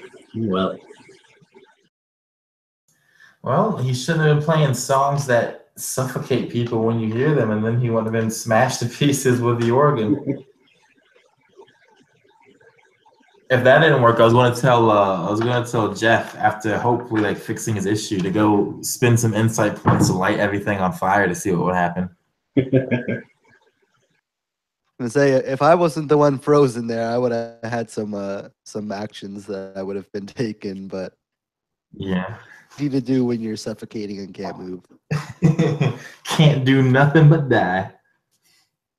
I like that addition, Marquise, that paralyzing suffocates you, because totally makes sense. I could never understand that in like vanilla. Yeah. It's like, oh, the Yeah. worst part about being paralyzed is I can get critted on any hit. None of your body works. Like you're dying by the second. Exactly. Yeah, I think I'll add that in the future. If you're paralyzed, you're also suffocated. Makes a lot of sense. Can you imagine being like in the desert at noon and then being paralyzed with your eyes open, even if it was just for a minute? Like it would Yeah. blind you. Yeah, you'd be blinded. You first off, given how suffocation rules work, if you're just like a normal average Joe, you're gonna die before that minute's up because you're gonna fall unconscious and start making death saving throws while being blinded. And also I think like if your body was paralyzed, you started to choke, you'd freak out. You're like, oh, heart can't even beat faster, right? If you're paralyzed, so. Oh, that's all kinds of gnarly at that point once like internal organs start getting frozen. Yeah. Like, wouldn't you have brain damage if you were paralyzed for a minute? Like irreparable brain damage? I guess we're in a world of magic, so nothing's truly irreparable, but. Well, even in Subari, like there's no like cure wounds or anything like that. So if you start getting like actual permanent injuries, you're kind of just fucked for life. So, Does your Unless you're in heart a stop freak's when you're daughter. paralyzed? it depends on how strong the paralytic is and how it functions. Because some only target like motor functions, some target internal organs. So if we're talking real life, it depends. If we're talking in the game, it's up to the DM. Because I would imagine like something like a lich could easily just be like stop, and everything would stop, like your heart, your lungs, everything. Yeah. But I think we're all back, so we might get back to it. So you've entered into this room, and there's like this bar in front of you where there's all these crazy vices. There's like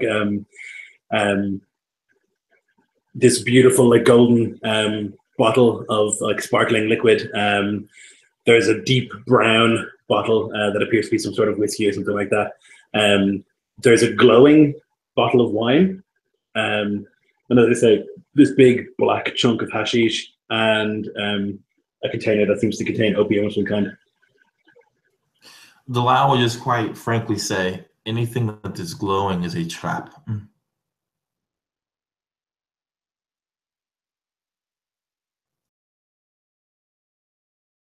And then she'll look to the alchemist and kind of beckon for her to enter the room deeper because she surmises this is either an alchemist lab, an opium den, or some kind of combination of the two. So she beckons for the alchemist to step in and she says to her, if you wouldn't mind confirming for me that this is actually a place where your kind work. Also, there's 11 other bottles here that are just seem to be very high quality, extremely valuable alcohol. And as Rakaya kind of follows into the room, just kind of nods. It's just, yes, this is my kind of room. The others, not so much, but this I can deal with. And just kind of begin making her way from kind of liquid and item to item, just kind of materials and alcohols and concoctions that are around. I'm trying to get a feel for everything that might be there. So to be clear, Lloyd, 11 bottles of alcohol are glowing? No, there's 11 bottles of like what looks like very valuable alcohol, like just straight up, like remarkable, but like not visibly magical. While the others seem to be visibly magical. Kaya sold some amazing bottles of alcohol, but this is like nothing I've ever seen. Be careful. And he'd give you a story die, which is a D8 that you can use on an attack roll, save, or an ability check, kind of like a bardic inspiration. So you can use that. Awesome, yeah. And she would go up to one of the glowing bottles, one of these that are visibly magical, and not taking a sip of it, kind of uncorking it, and kind of sniff, and kind of trying to get a feel for what these magical bottles might be. So the glowing bottle is a bottle of wine. As you uncork it, you can see that it's golden inside, and it seems to glow like this bright light. It smells heavenly, like just unbelievably the most, like the richest, the most flavorsome thing you've ever smelled in your life.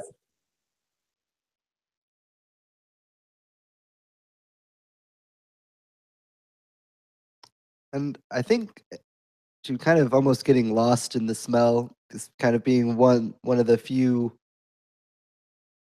enjoyable experiences that she's had so far, would actually probably be tempted by the liquid, perhaps even visibly so. And unless somebody were to directly try to stop her quickly, she would probably be tempted to take a sip. Dalil watches eagerly, excited to see what happens next. I thought we learned our lesson already. He'd say, but he won't be fast enough. He won't be fast enough. So then you take a sip from this glowing bottle, and as you like drink it down, you can feel it like coursing through you. The rest of you would see Rakaya begin to like glow, like not literally, but like just like in the picture of health. And some of the flaws in your appearance would like begin to shift and change. And you get like this vision of the grapes that have been like plucked directly from the sun, and you gain a permanent +2 to your charisma.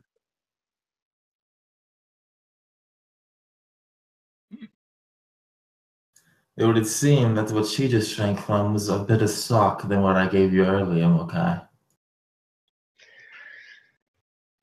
Just a little bit. And as you like take that sip and it courses through you, the bottle becomes mundane. Still a very, very valuable, delicious wine, but the magic seems to be gone. And as she kind of takes a sip and this feeling washes over, just this kind of radiant outpouring, just back to Dalil, and just says, "Yes, perhaps there is some use in experimenting." Not Bottle for out. all was my gestures to the skeleton that you pulled the bottle from. When you gesture to it, Dalil's already looking at it, and she's going to actually walk over to the skeleton and kneel, and she's going to say a prayer to the god of test, and afterwards she's going to frisk the body. Sure. So the body has like this explorer's pack, similar to your own, nothing fancy in there. It's got these like faded, although once nice robes. It would have been blue, which would have been valuable. There's like a dagger in a sheath. Actually, several daggers in various sheaths around the body, and it's clutching this bottle that is empty. You can see that there are several bottles like stuffed into the backpack as well. They seem to be some more mundane, valuable. You think they're worth 100 gold pieces each of these mundane bottles of alcohol, but he's got 3 of them stashed in there. She takes the bottles out and she's going to just arrange them in a line beside the corpse. And then she's going to pick up a dagger, take it out, inspect it. I imagine it's rusted, given how long this body's been in here. Yeah, it is. And she just slips it back in, drops, and she stands up and she says to the group, "If you want to take these bottles of wine, they are worth quite a bit. I'm uninterested in the money. That is for you." And then she's going to start looking around Don't the rest mind of if the I laboratory. do. Picks them up and starts looking at them, appraising them. Yeah, there's a bunch of like really valuable bottles of wine here. You think, like I said, they're worth about 100 gold each. Does Dalil find anything like dubious in this room? Like any kind of like hidden doors or something like that? Or should I roll for that, or what are we talking? You don't. It seems to be like a dead end. It's just like this was once somebody's lab, or maybe a bar, or a place where you could come to have a good time. There's still like the hashish, the whiskey, the cider, and the opium. Those all seem to you to be maybe ominous, but definitely magical. Definitely magical? Yeah, there's no question. Like by looking at them, you can tell there's something about them. So she's going to say to Rakaya, "Alchemist, the hashish, the opium, the whiskey, the cider, those things seem to be the same stock of what you just drank. And all of these things are either poisons, herbs, or something outside of my purview, but well inside of yours." And she's going to indicate for the alchemist to go basically start looking at these different things. basically using her as a guinea pig to see what's dangerous and what's not. And Rukaya would just kind of nod. Well, we've tried one thing out so far. What's a couple more? And she will approach towards the opium and kind of try to examine it beforehand before using it. She can determine about its magical properties, if anything. Sure. So it's in this little container, kind of like a snuff box, and there is like these intricate patterns on the front, but there's also a skull like inlaid there, little sort of ivory ceramic skull on the front. As you open it, there's like the opening within is kind of like, it almost looks like soot or ash or something. Yeah.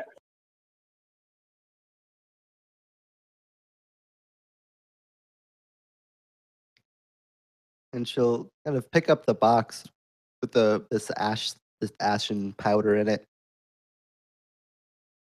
and just kind of turn around to the rest of the group and kind of hold it out.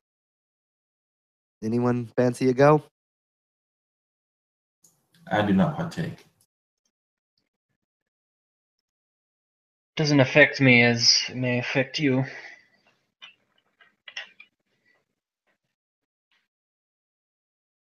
Does that mean you're going to smoke it, Mokai? Means I do not like it. Makes me feel lightheaded. And like you see his hair like kind of start to float off his head and then fall back down. Well, then we're at an impasse because we have to smoke the hashish and the opium to see what it does, or we can just take it with us, and whoever buys it or takes it from us will get to experience its effects. And Mikhail will just kind of close the box of the opium, latching it back shut again, and put it into her pack for now.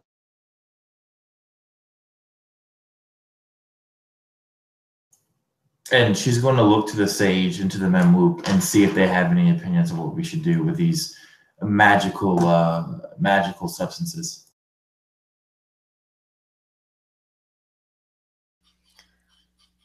Hashish is to be shared, is it not? Perhaps we should offer it to the Ifrit when we meet him. A wise thing to say, and something I can agree with. And as for the cider and the whiskey, I imagine the same thing. You can't go before the prince without a gift. Agreed. True enough, says Uzma, and you can hear like the as her hand tightens around the hilt of her blade. So since according to Uzma, or according to Nico, Uzma is our pack donkey, she will take everything basically and start loading it onto Uzma's back. Okie doke. And then lead the way out the room to the other way. I'll follow, jangling now.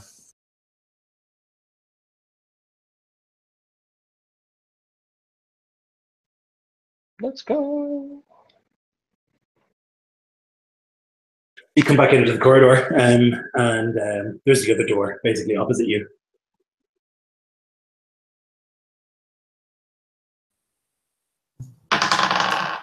All right, I got lower Dalil. time. Don't die, and you get a dice if you want to use it. Oh, I appreciate it. Let me add that to it. All right, so it's going to be a 27 total to using the dice to make sure the door is not going to kill me the moment I touch it. It's not going to kill you, but you can hear from the other side wind, yeah, the sound of wind, as if it leads outside. I hear wind through the door. I do not like it.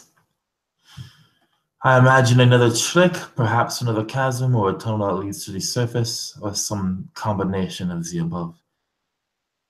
I Then believe let this us may not be a traverse trial. from here on the carpet. We can avoid any floor mechanisms, fly above any pit trap or fall. And I if we are agree. to go into a chasm or precipice on the wind, then what better to be on than a carpet? I was about to suggest the same, Uzma. This is clearly a trial that our sage will need to lead us through.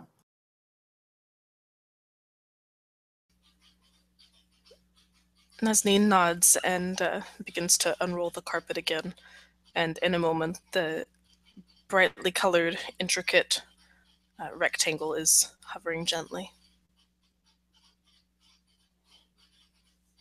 So you guys can get into the carpet and sit on it comfortably.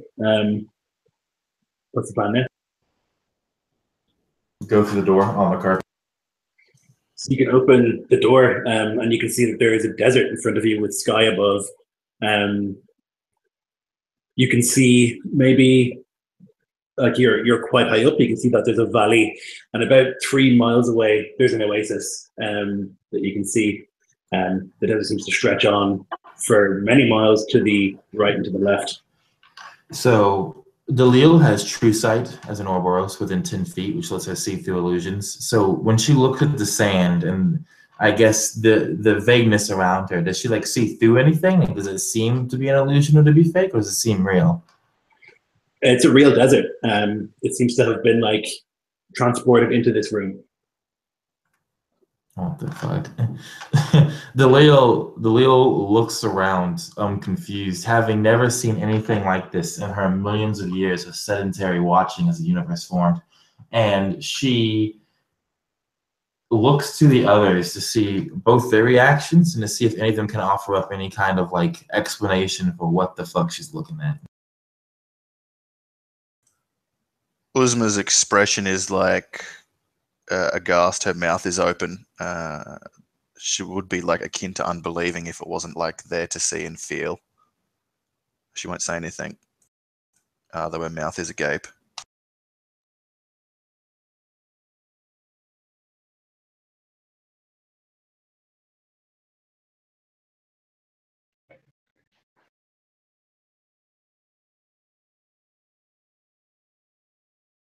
So I guess since we're like sun silence, I imagine the carpet's just kind of like moving like across the desert.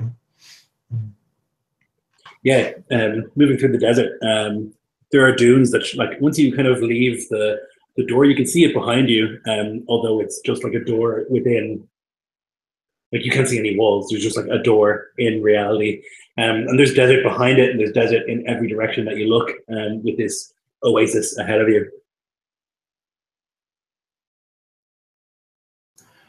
I suggest then that we all go to the oasis and see which next trick lies in wait for us.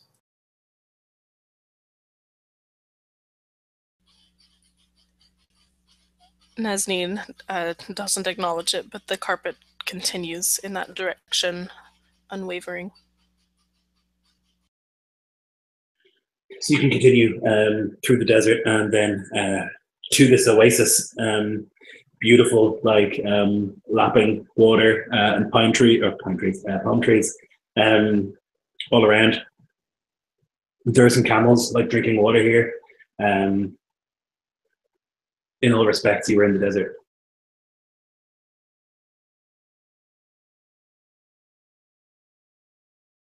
When we get to the oasis, do we see like another like door in reality or anything like that, or just like a normal looking oasis?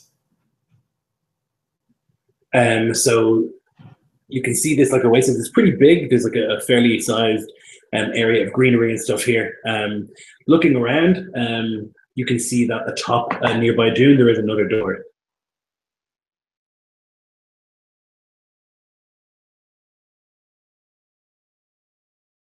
Dalil will say, I would like to go to the oasis to collect some of the water from there and some of the fruits too, if I can.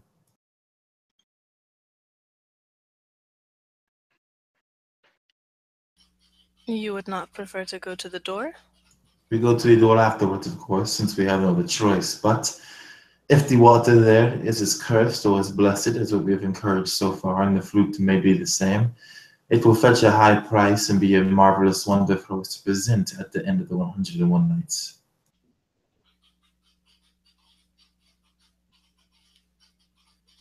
As you say, but I am not testing your water. You can tell from like the lines around her eyes that she's smiling underneath her veil when you say that. but she doesn't respond. And when we get to the oasis, Lloyd, she's going to quickly get off and take a water skin, fill it with water, and if there's fruit like a coconut or something, take one of those, load it all onto Uzma as part of the course, and then get back on the magic carpet. So as you like step down from the carpet and you begin to like fill this skin with water, you can see that there's like the wind picks up and there are dust devils forming. It would seem my decision was not the most calculated or wise one, she says, not looking to the sage. Specifically, not looking at the sage whatsoever. She says as dice fall from her pockets and she rolls initiative. Let's do the rest of you. Never ignore sage advice. I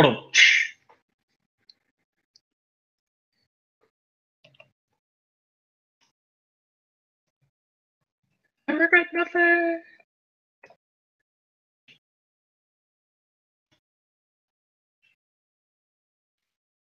Since we're entering to initiative order, I have a Bedouin instinct called ambush that basically gives me a special round before initiative order actually begins to attack, hide, or do a combat or skill action. So seeing these dust devils form, Lloyd, she's just going to quite simply try and look towards the shrubbery and the trees and everything and disappear behind one of them as the dust devils. She's going to hide. Okay, no problem. You can give me a hide check. Okay, that is actually horrible. That is a 2 on the die, so that's not worth anything. Yeah, so you like go stand behind a palm tree, which is much better than you are. I can see you! Once again, she realizes she has not made the wisest decision. And she does not look to the sage, knowing the sage will have the biggest "I told you so" look on her face. All right, so oh yeah, I'm going to go too.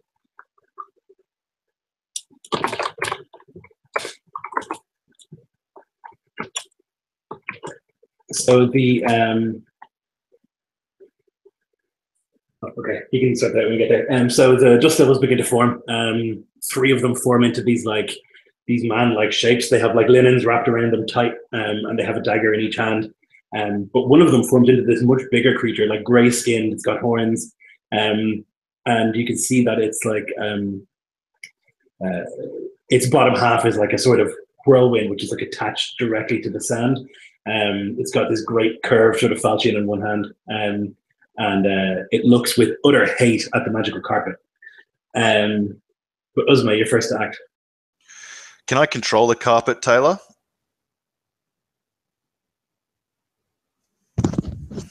I can switch it That to you does, as yes. a bonus action.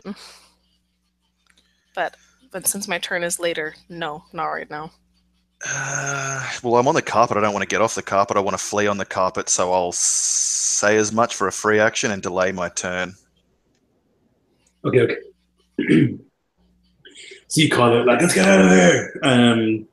This gray-skinned creature, it is going to move forward, flying as it does so towards you all, and it's going to attack.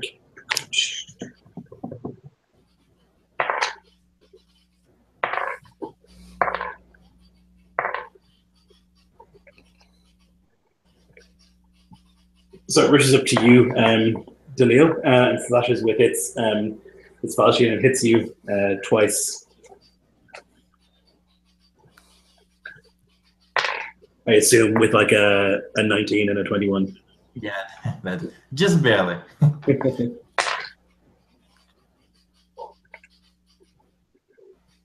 So it's going to be 24 slashing damage.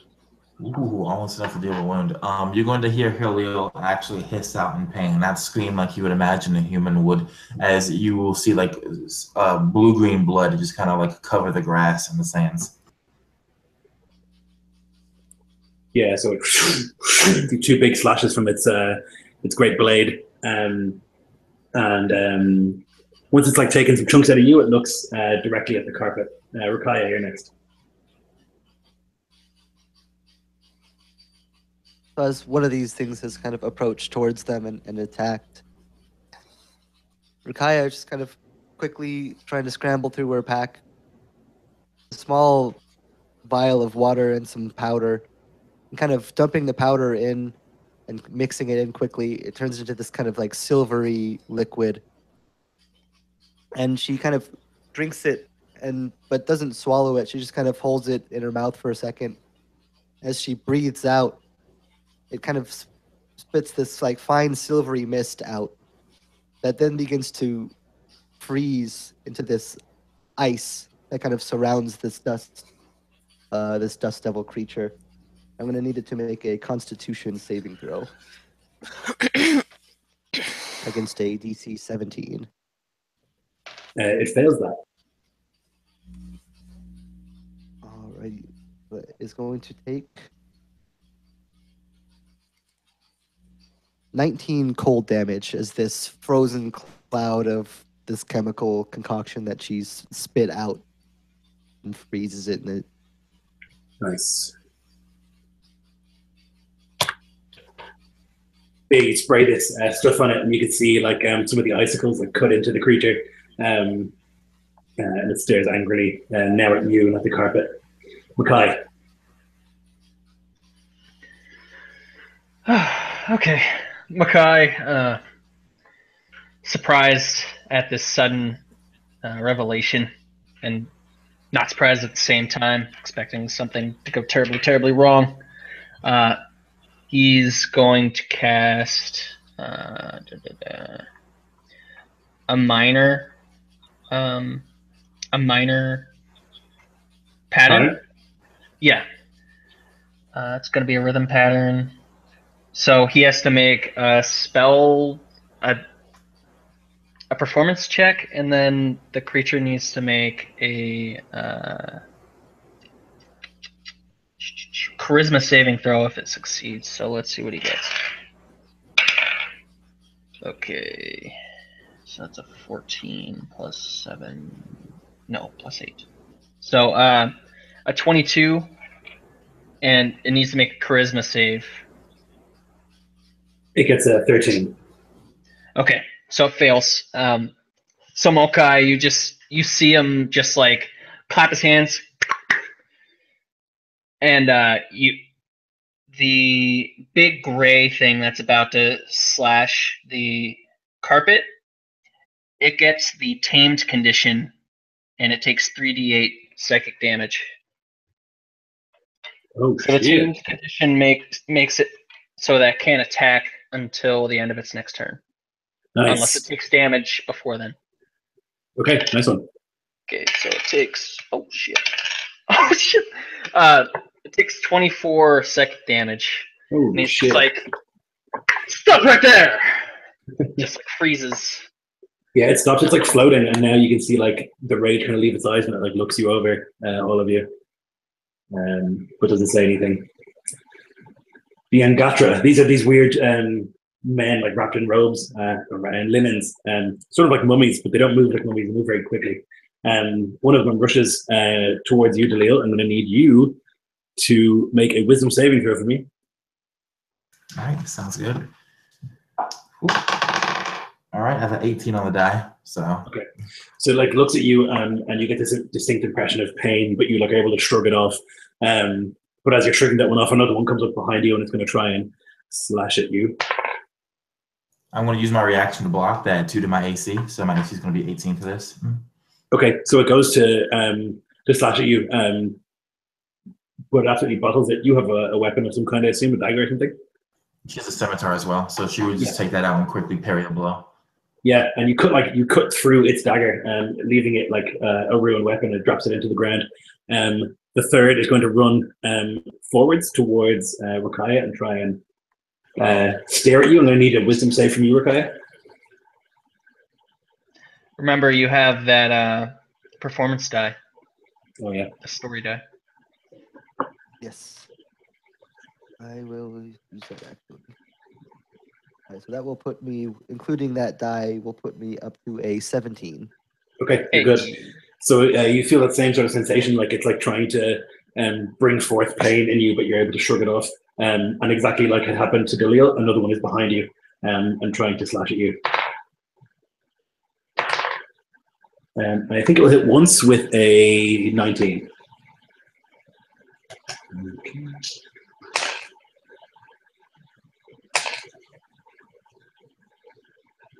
So it'll be 10 piercing damage, and I need you to make a con save.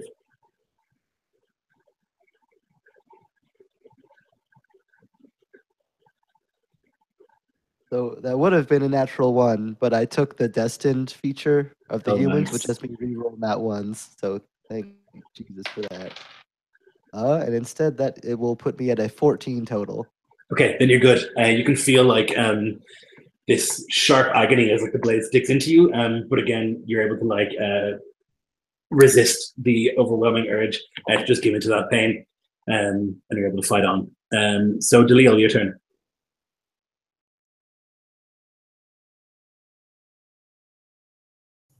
So what Dalil's going to do is she's going to quickly reach into her back and she's going to take out a handful of odd powder. She's going to throw it out, and when it hits the air, it expands in volume. And what she's doing, she's using her cunning action to use a bonus action to disengage. So as these things are kind of like lost in this mist, once it fades away, she's no longer there. She's back near the actual magic carpet.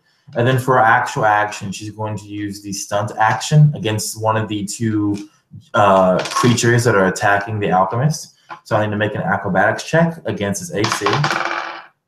And I have a natural one, so that will fail horribly. And then what it looks like is she's going to try and wrap cloth around it to try and blind it and pull it down. But she actually misses completely. And because it's a stun action, she just falls prone underneath the carpet as she does so. Yikes. That's unfortunate. Yeah, so you attempt once again Go ahead. I was just going to say, once again, another miscalculation made that the sage will likely look down on her about. For sure. These things move really quickly, unexpectedly so, and it's like wise to your tricks just about causing you to fall. Nazneen, you're next. So Nazneen has been studying these things as they move, and she kind of moves her hands like she's taking measurements, and you can see her shifting slightly, finding a rhythm. And any creature, as long as I maintain concentration, has disadvantage against me as I study their patterns of movement. Awesome. And then as a bonus action, I will transfer the fly ability to Uzma. Okay, nice one. Yeah, okay, so then that's the end of your turn. It goes back to Uzma. Okay, I'm going to grab like the left-hand tassel at like the corner of this cheeky little magic carpet. And before I zoom off, I'll reach down with my interaction. Oh, she's not an object, is she? So I probably have to do a bloody grab. Do I, Lloyd? I'll call it athletics. Can these things fly? Can I like, with my like Uzma set, like looking at these dust devils approach us? Do I think they can fly? You think that the grey one can, but the others like have legs, so they probably can't. The gray one can't attack until the end of its next turn, though. So now's the time.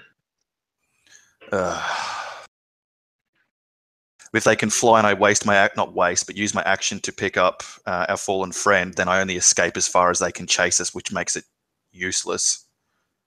Well, you're supremely confident that the little guys with the knives can't fly, but you think, or you know, the big grey one can.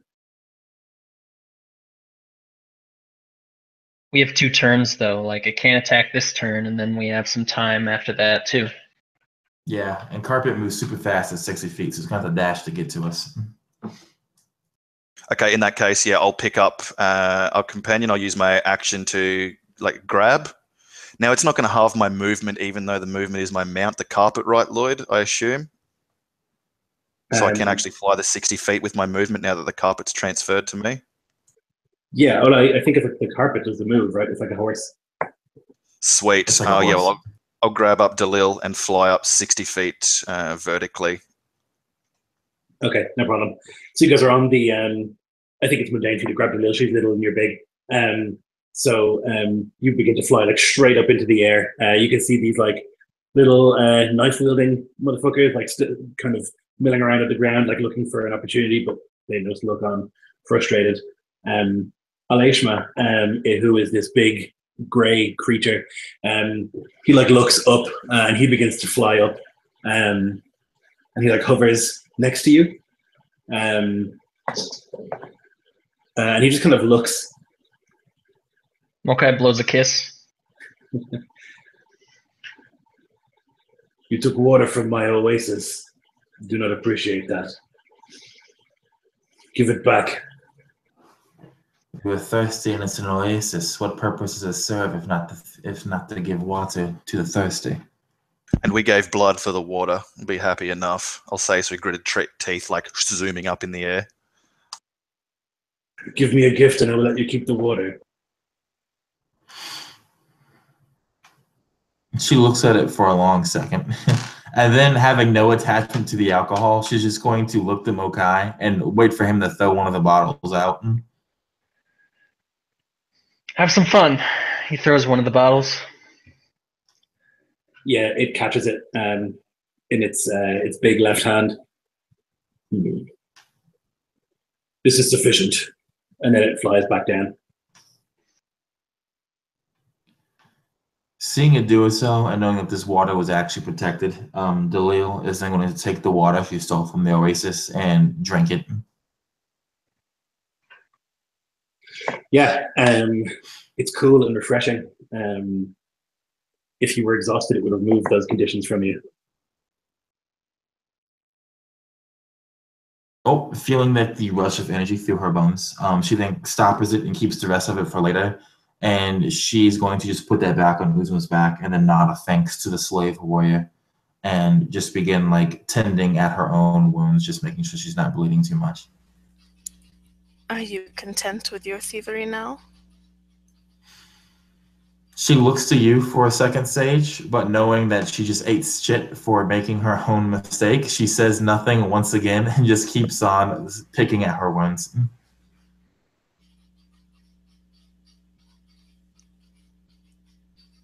Since I have control of the carpet, right, Lloyd, as a pilot, I could like flip it upside down and make everyone fall off, right? You could if you wanted to, yeah. And fly away with all of this mad loot. Yeah, if you're glad to do so. I imagine you would fall too unless you have like Spider-Man feet, so... I mean, I'm pretty sure I can shift the attunement back to me with another bonus action. Yeah, that's right. When it's your turn. And then she'd just like have you hanging there, like screwing with you at her mercy. Now's your chance to do it, Nico, before she takes the attunement back. Where to now, I'll say.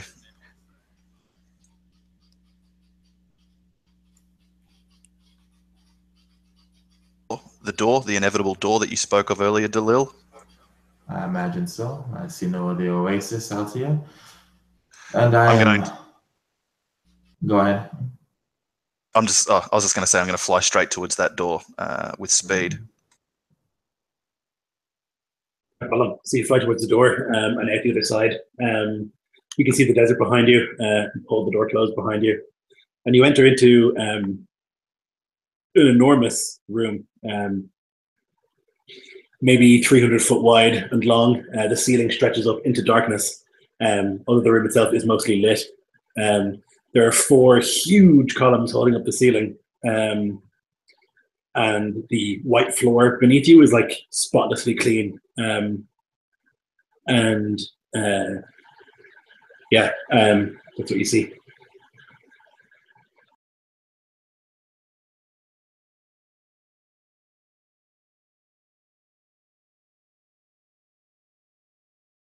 Mokai kind of does a little hand wave, and then you see a torch just appear in his hand and light up his surroundings. There's like this intake of breath, and as the torch is blown out from behind you, and you now turn to see a sphinx. It has a human face, that of like a beautiful woman, and it's wreathed in blue flame. And the head floats ahead of the body. My apologies. I did not mean to disturb you. You cannot light a fire here. There are books. Ah. Which is your favorite? Tell me about the stories. I do not have favorites. I simply curate.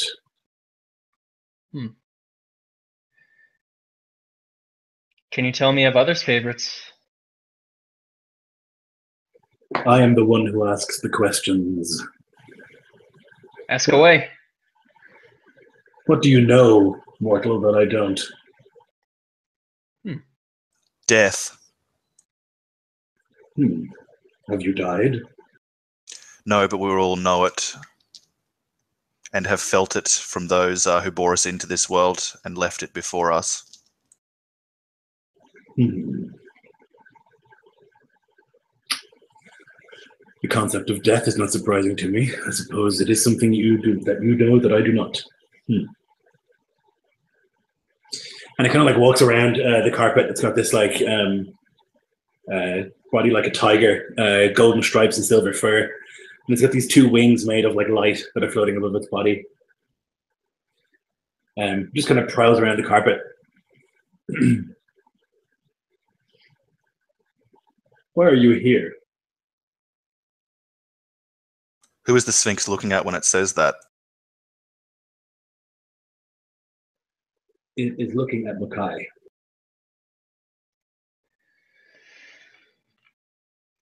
Seek to return something that was lost to those above. To the daughters. The daughters. Well. They are dead. They didn't seem dead. Collection. We had They a nice seemed conversation. dead. They were very, very dead, but they were being animated by some mysticism I do not know of. When the prince of the Ifrit gives a command, it is not possible to refuse it. And he said that they should wait until the suitor came, and so they have waited. Much like that man that you killed. He was told to play.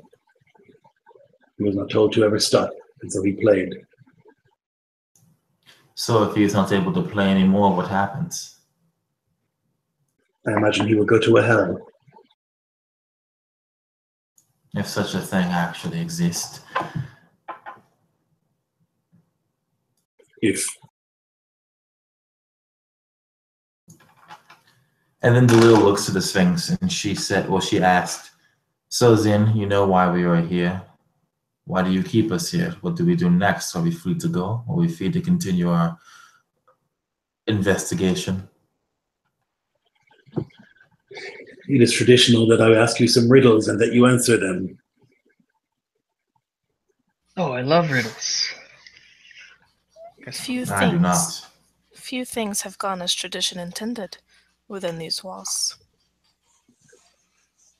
I do not rule over all of this place, but I do rule over this one, and here I keep traditions. And if we just simply leave, what then? Try. And at that, she just goes silent.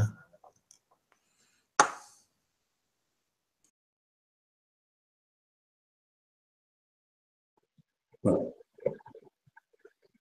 no disease do I spread, but my cough can kill you. And when I vomit, your house disappears. What am I?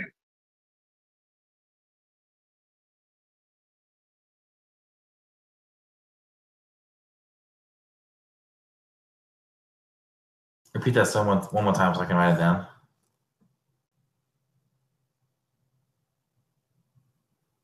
Thank you.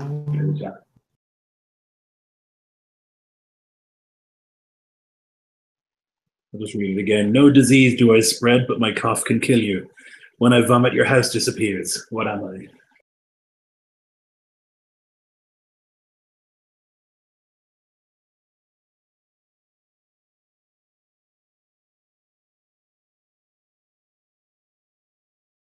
Sand dune?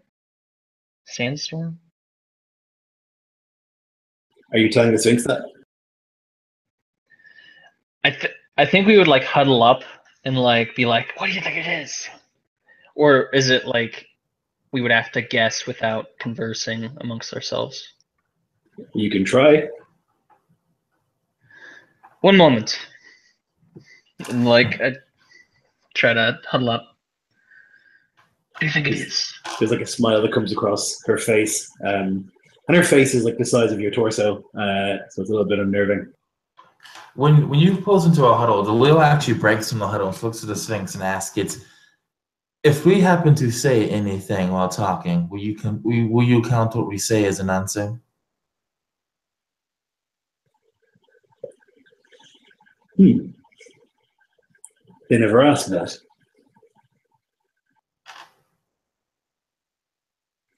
Yes. When you say an answer, I shall take it.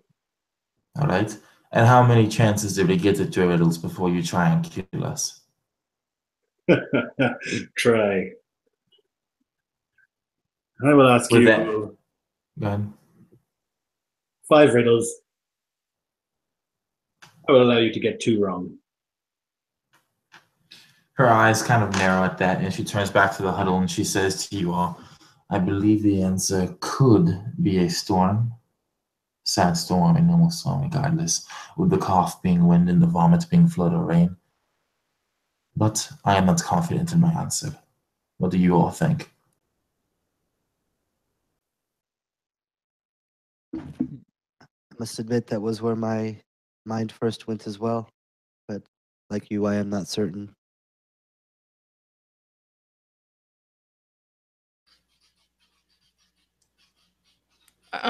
Are there volcanoes in this lore? I imagine there's probably a volcanic island or 10, so probably.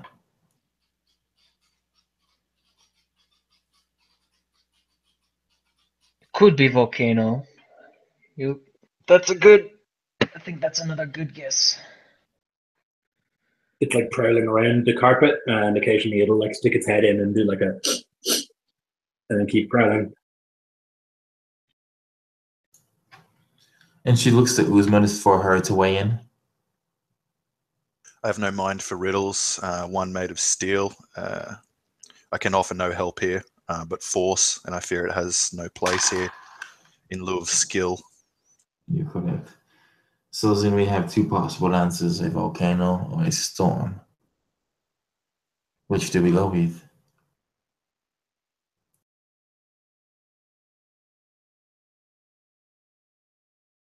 I think volcano fits.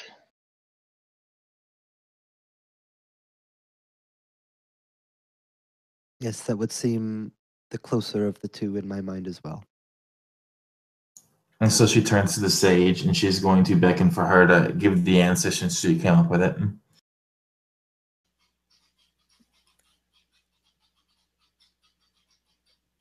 A volcano, wise one.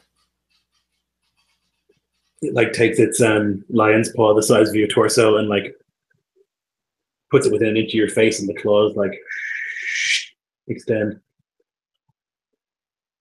Correct.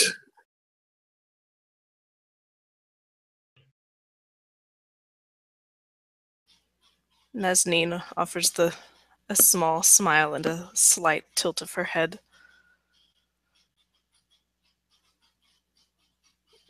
Okay, winks at you. Good job. It like prowls around again and comes to a stop. The truth is all I can tell, but never a word do I utter. A sundial, I'll say.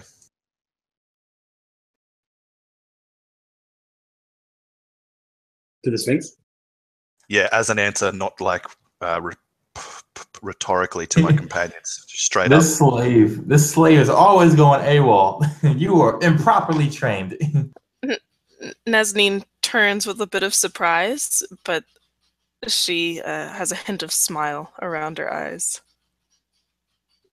It like moves its face really close to yours, and an eyebrow is raised, and it sits down and turns its head to the side.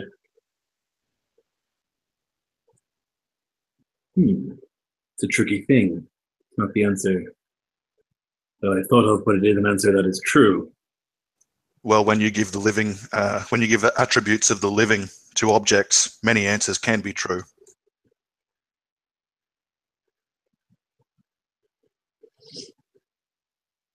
I will say it's correct.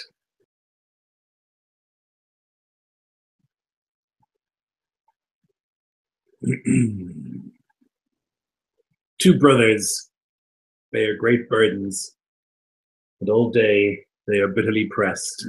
And they are full all day, but empty when they go to rest.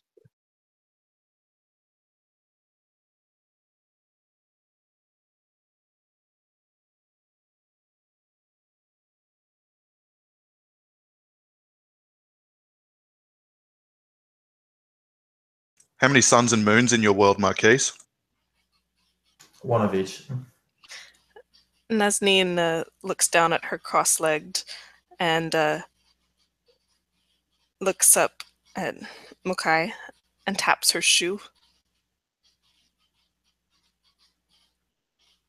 He'd nod. She'll catch the eye of the alchemist and of Dalal and Uzma as well, and just continue tapping. Dalil will nod. Rakai will nod as well.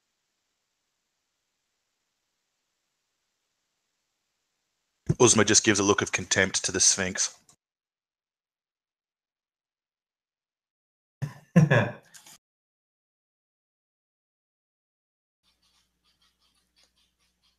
Shoes, great one. There's this look of anger that comes across its face. Fine. Correct. You can pass through, but beware. Do not take the treasures from the chests. They will only bring you misery. Does it include the scepter? It does. When you see her, do not gaze long upon her.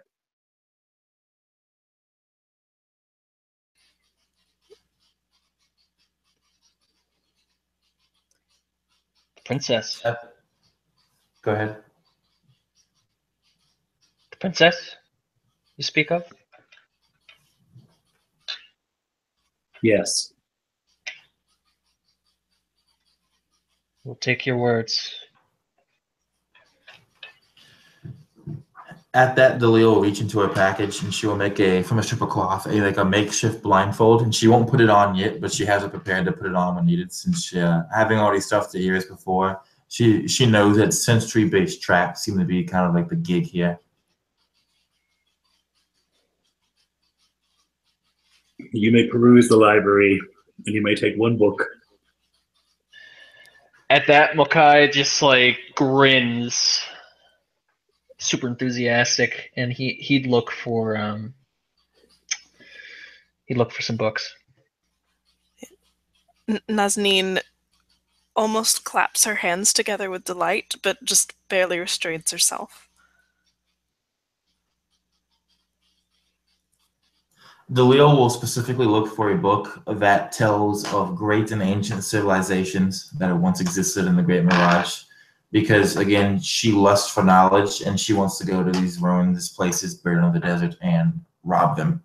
So, just before I step away for a second, Ozma wants to look for a book containing knowledge about a secret or hidden place rumored to be about this world, where there are no slaves. Cool.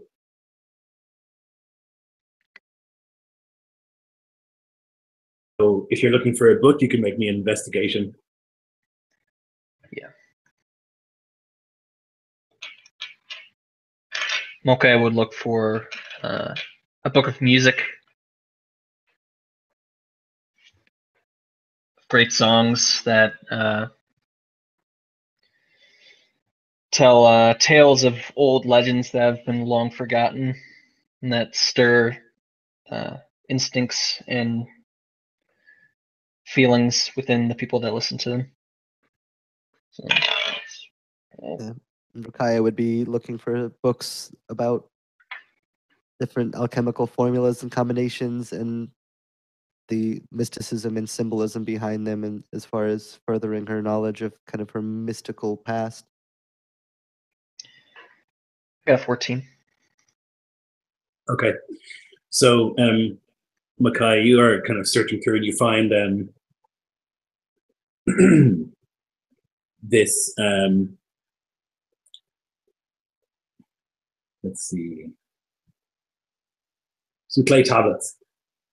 And as you're reading through it, it's kind of like poetry that women would read when they're sad, and which like men would look at and kind of like not be sure what's going on. It's barely legible. It's like a very ancient dialect, but you think that there's good stuff here. You could potentially write something or like create something beautiful from this. Looking for something on ancient civilizations, you would find a. If possible, could I flavor it like something like that, like the Dead Sea Scrolls, for example, like written on like a sheet of copper, round up? Yeah, for sure. And it would be information about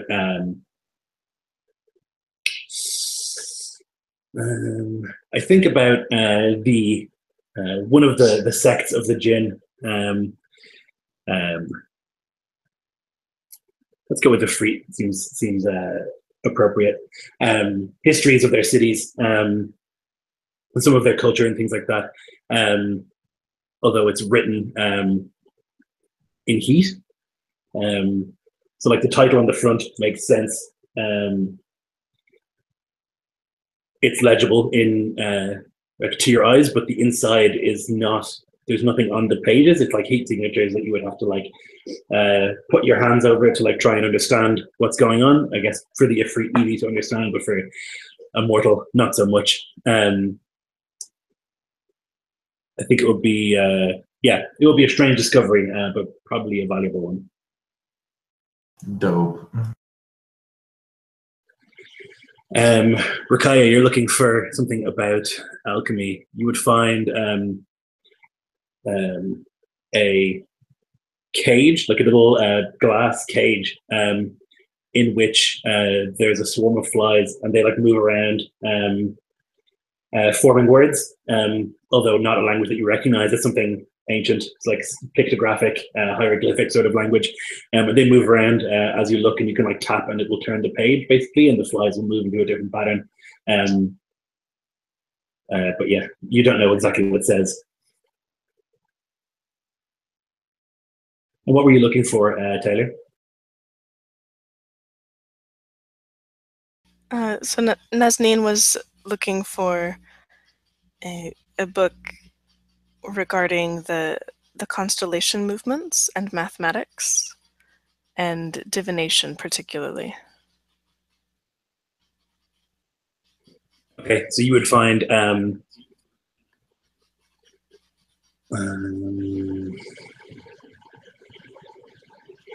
yeah, some like highly polished metal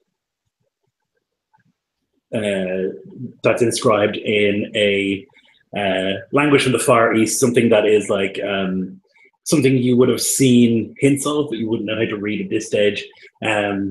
You would be able to like piece together enough from the images in the front and images within that is about constellations and things like that, but you'd have to do more research to figure out exactly what's inside.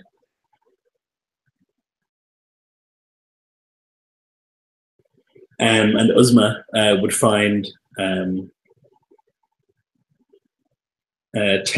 gems, like bloody rubies, and inscribed in each one in like miniature, carved into it, would be hints at a location deep within a desert of like a slave-free society, like a rebel society that's been built up over the centuries of freed slaves.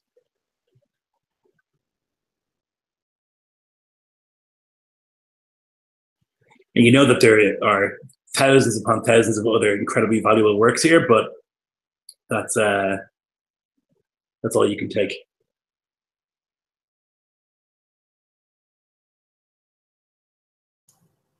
content with her discovery, she won't give this one to Uzma's pack. She'll instead will just put it into her own package that she keeps for personal goods and belongings. And once everyone else has gathered their preferred tomes and scrolls and jars of flies and everything, she'll look to the sage, and then she'll get back on the carpet and wait for her to lead us to the next, to the final area of this dungeon.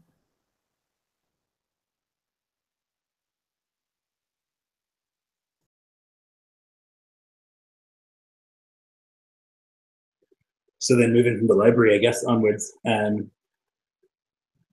it goes on for quite some time, but eventually you would come out into like a recognizable part of the dungeon, like that outside sort of chasm that you had been in earlier.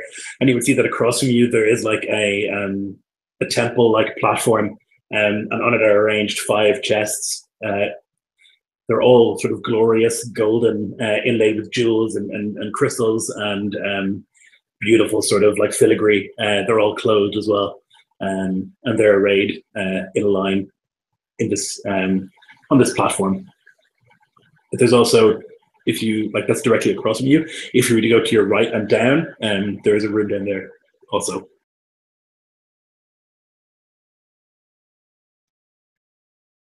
I am inclined to believe the Sphinx. I will not be opening any of these.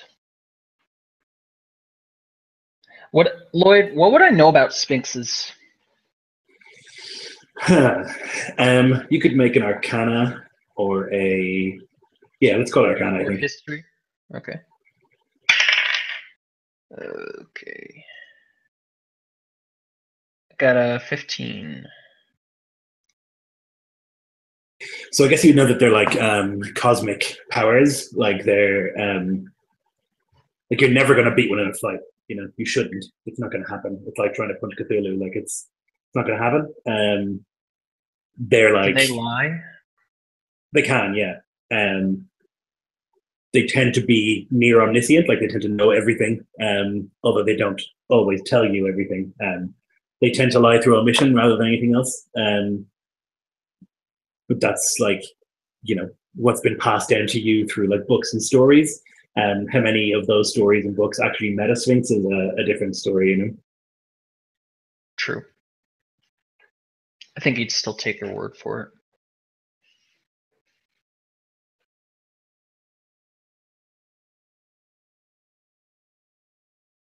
Delilah came here to do a job, thrusted forth by her lust for knowledge across the great mirage, across the dunes and the deserts. This is not the first tomb she's robbed, and she does not think it will be the last.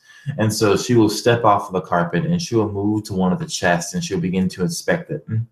So, let's do a quick investigation. That's going to be a 16 plus 11 for a 27 to inspect one of the chests. Yeah, so there's 5. The first one you come to, it has like 3 faces on the top, like these beautiful symmetrical human faces. Looking at it, you don't see any evidence of a trap or anything like that. It doesn't even look like there's a lock. You just open it, from what you can tell. All right. And so it doesn't look like these 3 faces are going to like shoot acid or spit out elementals or some crazy shit like that, right? Doesn't look like it. All right. So then she will without hesitation, she will open the chest. So you open the chest, and inside you can see that there is a head, maybe the size of your torso, like a stone head. And as you open it, the eyes kind of like blink, as if they're not used to the light. And it says, "Ooh, that is bracing." She then closes the chest. She closes it? Yep. Okay.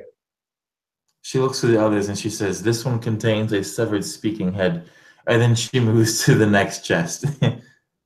Okay. The next one has serpents all over the top of it. And it's actually, the whole thing is shaped like a serpent's head. So there are 2 fangs leaning over the side. So it looks like if you opened it, it would be a snake's head.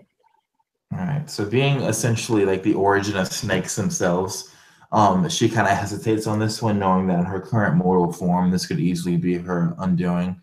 So she is still want to open it though. So Okay. So inside there's a dagger. The haft of which, like the part you hold, is actually a live snake. You would think that you would like grab it; it would wrap around your arm. The snake is just kind of like undulating slowly back and forth at the base, and it's like obviously you can see there are like cut marks all along the inside. So it's been moving around in here for a long time. And does it look as it's gonna like leap out and like try to grab something, or is it just kind of like stuck down there? It looks like it's stuck. Right. So she looks to the sage and she beckons her over and she says to her, "Can you use your vapors or your patterns or whatever you want to use to see if this thing is cursed or not?"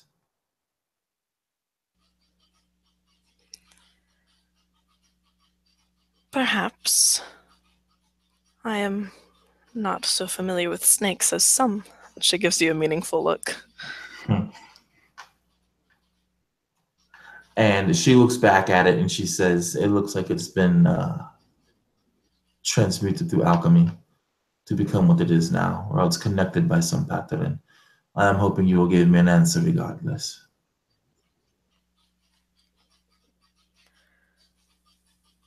Yeah, I'll make some sort of arcana check. Nazneen will pull out the same small pouch, and it's got. Now that you're standing close enough in Dalil, you can see it's one pouch and it's got probably 10 or 20 more inside it. And she takes a pinch from 2 and rubs it between her fingers, and an orange smoke begins to form, and it Also, this curls around. The sage, you can also spend 10 minutes to determine like any like magical effects it would have without making a check. So that'll be on you if you want to do that. Really? Yep. There's so many new things to learn. Yeah, sure. I'll do that. So you can like sit in front of it and begin like inhaling various vapors and stuff as you like watch this like snake dagger move around the bottom. And you kind of have these visions of this dagger being used for various rituals. You can see it like countless times, like being crashed into rib cages and like into hearts.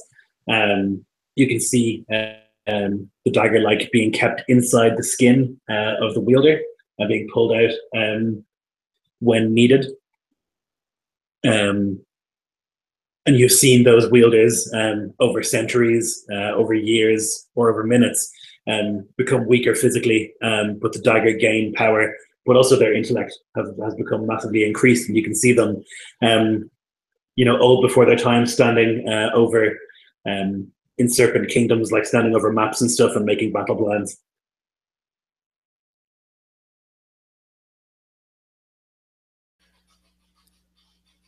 You do not want this, I think. It is dark, it is cursed. It has had the blood of many, many a person on it. When you say that, Dalil becomes physically, like you can tell from her facial expression that she's offended. Not at what you're saying, but that someone would take something that she helped create, serpents and snakes and whatnot, and turn it into such a cursed evil object. And then without fail, she will just basically slam the chest shut, sealing this dagger away, and then move over to the next chest and open it. So this one, when you open it, there is a beautiful, finely wrapped turban in it. It looks incredibly fine. You can see that, like the gold trim and the jewels and stuff, that they kind of glitter as you look at it.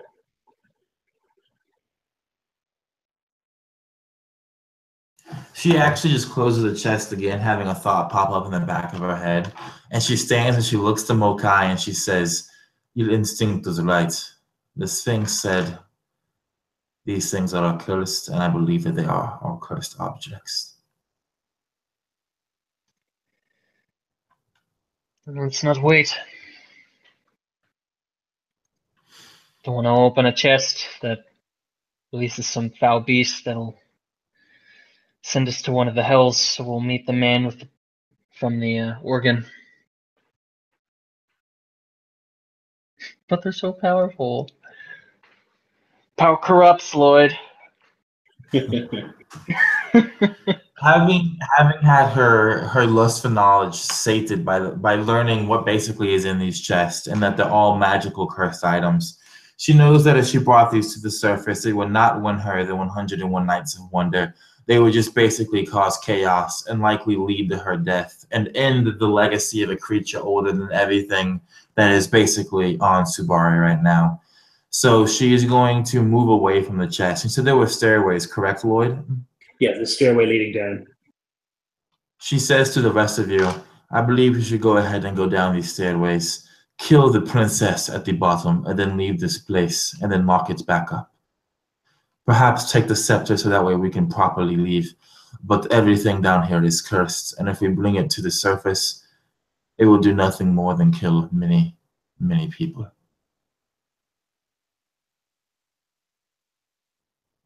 What do you all think of these? I don't think we should leave with the scepter. We shouldn't leave with anything we've taken from this tomb. We need the scepter to open the doors to leave. It's either we die down here, or we take the scepter at least. And I do not plan on dying down here. You can use the scepter to open the door. Don't need to take it with you. Agree with that. But perhaps the scepter would be enough to win us the 1,000 Nights of Wonder. If we find the scepter, it's in one of the two remaining chests, I assume. I would like you to look at it again, Sage, and I would like you to tell me if you think it's wise to take it out of here after the fact.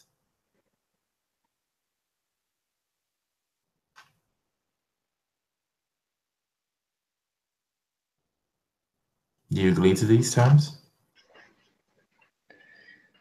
We'll check it, but I'm not holding my breath.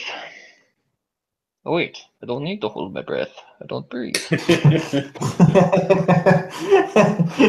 The wheel shoots you like an angry look, and then she looks back to the sage, waiting for her agreement to denial. Very well. And then the wheel will open up the other two chests to see which one has the scepter and which one will contain her death. So the first one you open, there's an hourglass in there. This like big ornate hourglass. The other one has a scepter, like this long staff. It's got a snake head at the top, though it doesn't seem to be animated. All right. And it So is. Go ahead. I was gonna say just shut it on the hourglass and then keep going with the scepter. Yeah, so it's like a long sort of staff.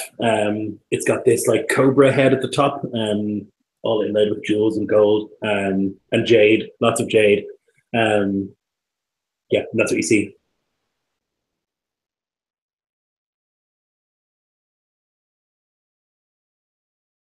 Were you gonna? Sorry, I missed that. Were you gonna meditate again and see if you could figure out what it does?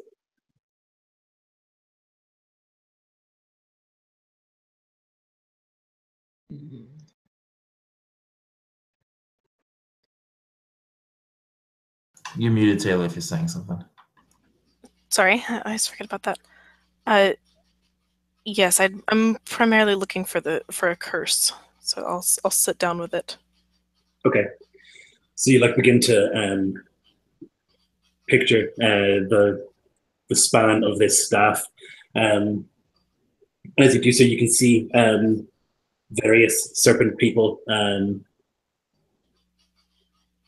like huge and powerful with the staff, with like armies marching before them. You see like occasionally they like listen to the staff, and they like nod seriously, and then when they give that advice or like make that command, everything goes well for them. You see everyone who has had this staff has become great and powerful, is what you see.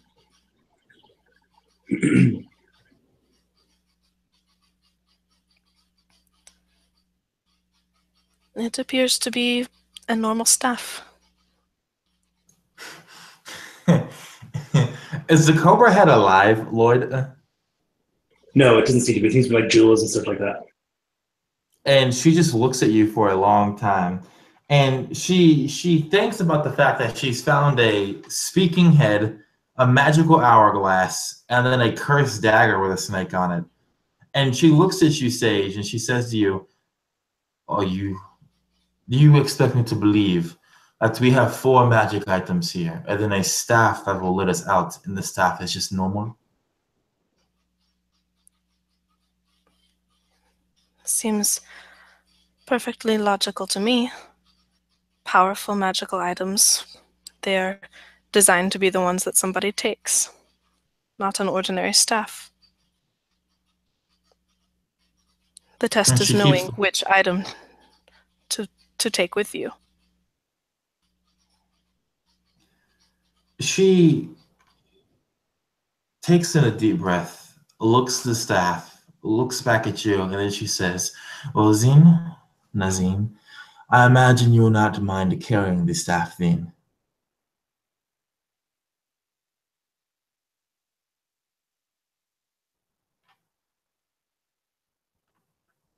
And Jimmy Taylor, if you're accepting that or not. And if Uzma looks like she's about to like walk up and take the staff, the better one would definitely move in the way. I'm not taking any of this shit.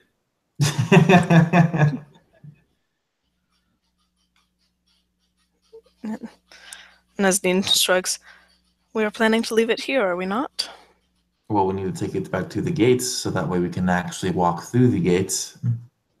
The Withered Sisters also told us that we must pass the rite before speaking to them, and look. Well then, Not if we everything is go as back, it seems, dude. if we go back to the massive doors, are you going to just break them down with your inhuman strength, my friend? If there is no way, make one.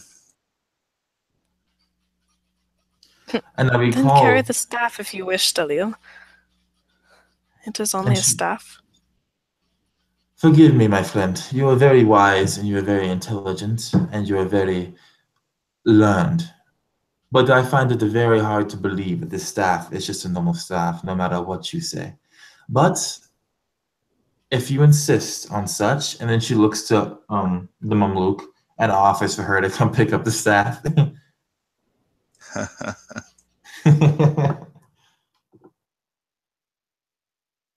Does she? I assume she just doesn't do so.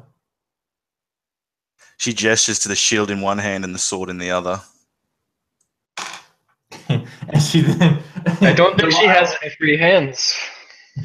Delilah makes a point of showing the fact that you could easily put any of this other stuff on your back. But since it seems some kind of conspiracy to force Dalil to take the If staff, none of you will grab the staff, then I will grab the staff. Someone must take it, and if no one else will take it, then I will take it. Nazneen laughs like, if you are afraid of a curse, then I will hold it. I told you, it is not a cursed object. at this point, Dalil is just becoming like more and more paranoid. That human emotion is kind of bubbling up and taking over her logic. And so she just steps aside and she lets you go up and take the staff. Yeah, I pick it up. I put it in a big bag.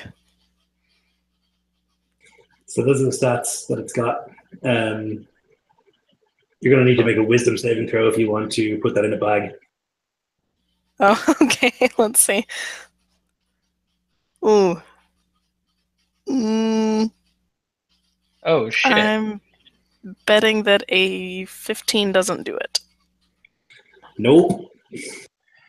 Can I Okay. use? Oh no! What? Damn it! Then I just You hold on. said no first. I was gonna give you one of my story die, but I don't think you want to help her, mate. Yeah, you don't want any part of this. So when she like tries to put it away, does like the staff like whisper like some foul like fucking snake tongue shit, or does she just like not able to put it away? Yeah, you begin to hear this like susurrus whispering. Although you can't understand the language, like the meaning is clear, and you find yourself unable to like do anything that it doesn't demand of you.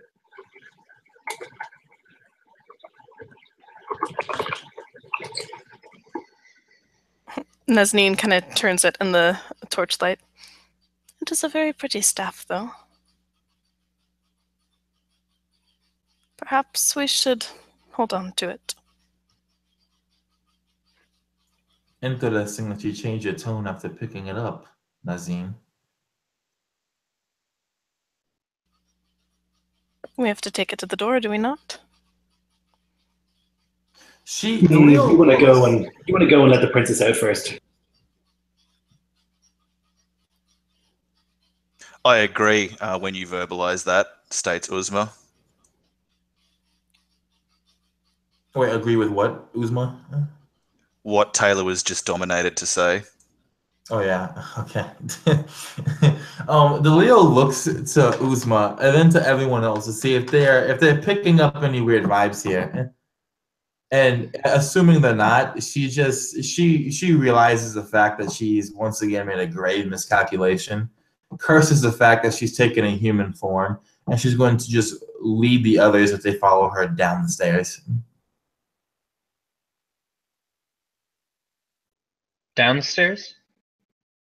Yep, to where the princess is. Why would we go down there? Don't we have the staff and we can go back up? Go if you want, but I'm going to free the princess. We came here to flee the princess. The princess is what I believe may win us the 101 Nights of Wonder, and if not, she is a wonder herself who will lead us to future endeavors. So I believe we should go see this princess. And since the Sphinx said do not look at her for too long, I advise you all to make blindfolds just in case. Am I the only one who isn't crazy? The Sphinx just told us that her daughter said that she was dead, and the Sphinx is alluding to the fact that she's some sort of cursed evil thing. Yes. How I is she agree with going all to of be of this. any value to us? If we break I her must say I limbs, agree with Makai. It- For how tentative everybody seemed this entire time since we've been here, everyone seems awful eager to walk to an early death. here's my plan of action. We go down there. If it turns out to be some kind of evil, undead, unholy creature, we break her limbs, we rip out her tongue, and then we move her thusly. I do not think that a tongueless, What? limbless creature will be a threat to us. You want us I have to no continue? interest. Good. I have no interest in capturing any sort of decrepit creature kept alive. Then what do you suggest that we do? Just take the corpse back and hope that that does something? Anyone can produce a corpse. It will not earn us a wish.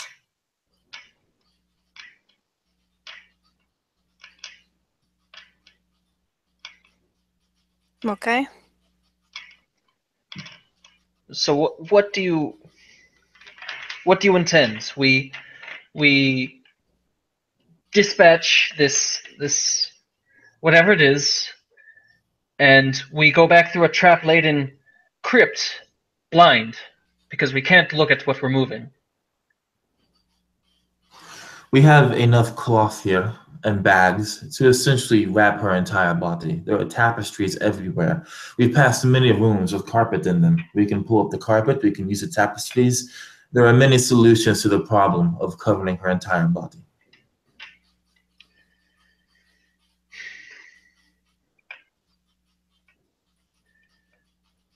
Came in here to find things to sell, and now I'm the one who wants to leave empty-handed. Fucking We came in irony. here to find. We came in here to find things to win us the competition of the 101 Nights of Wonder. Now, if you would like, we could leave here and we can spend the next 97 nights trying to figure out what in the hell we are doing, or we can actually take advantage of this chance.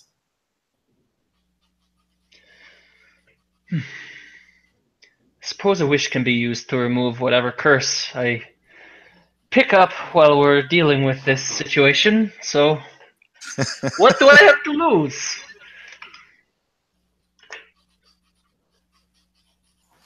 When you say If the that, majority would like to go down, I will support you. and then I since can't say I share your enthusiasm, but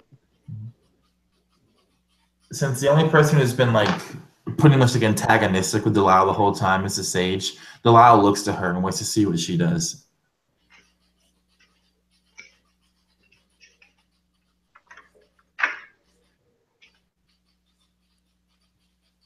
Is the staff telling me anything in particular? You gotta go free that princess. Oh, super. We will go, Dalil, to the princess. If it is as important as you think it is, and if these other items will not win us our wishes, then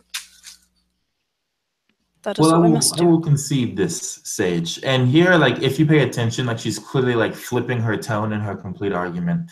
And she says, if you think, since you have made better decisions than me this entire tomb hunt, if you think that we should just take what we found and leave, then I will agree and we will do so.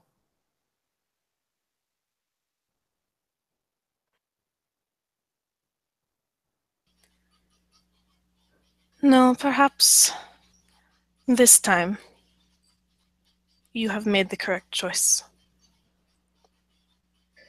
Well, didn't think I would see this. You two Belial is agreeing. not. Go ahead. You two agreeing. You finish racing. It must be Delisle is felt not magic a. at work if these two are agreeing. She'll mumble, not knowing the truth in it, and strike up a torch and head off. She's had enough of these women waxing lyrical. When Uzma says that, Delisle actually basically she low-key agrees with it because she no longer trusts the sage whatsoever after first saying the staff had no power and then now just basically subtly acting different since she's picked it up. But she'll go with the torchbearer deeper underground, making yet again another mistake. Before we go, I need to call upon something. And he just start like a low hum, kind of like undulating up and down in like this melody that he picked up from these tabs. He's gonna cast what's this called? It's a major pattern. As I move, as the stars do, I can control destiny. Creatures that can see me within 60 feet can add my spellcasting ability modifier to all rolls they make for as long as I concentrate on performing. So I need to roll to see if it actually does it. I think I need to roll like a 22 or something. Yep, 22. All right. Performance. 19 plus 8. So 27. So you just like feel this like humming in your hearts and like in your blades and in your armor, and it like sharpens you. It's almost like that scene in it's almost like Wolf of Wall Street, where it's just like like that kind of thing. And yeah, so you get a +5 on all rolls, all saves, all attack rolls, I think. Yep, basically every roll, and for as long as you maintain concentration. Yep. Battle dance, baby. Nice. Yeah, the snake staff loves that. Yeah. You begin making your way down this long stair or whatever until you come to another one of these huge doors.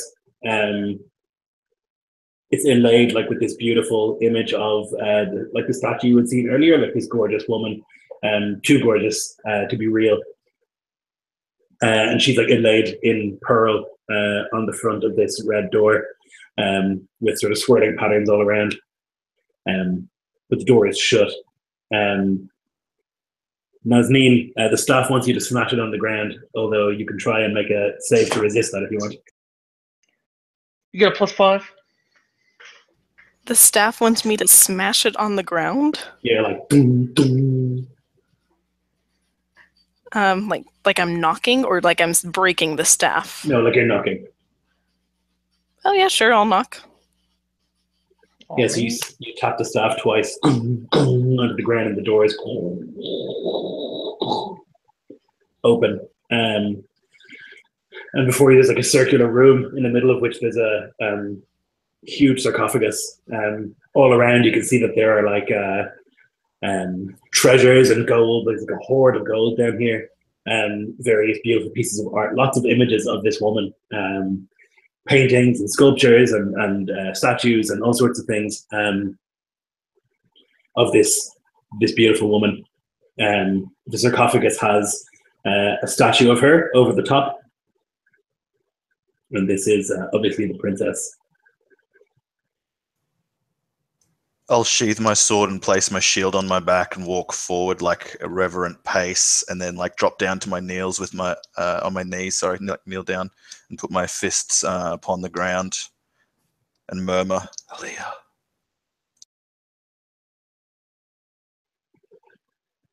The various statues and paintings all turn to look at you.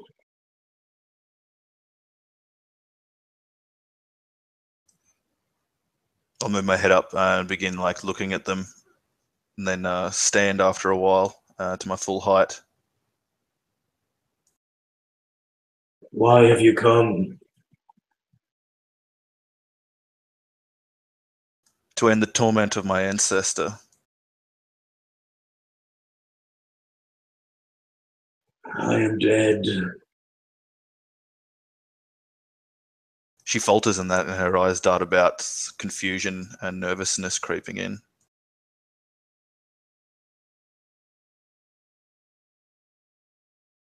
But this demon, this jinn, she says, like almost spits, entombs you here. This mausoleum of horrors, of cursed trickery, of she struggles for a while, wrongness. He built it all for me, so I have a place to enjoy my life and my death. But yet you linger.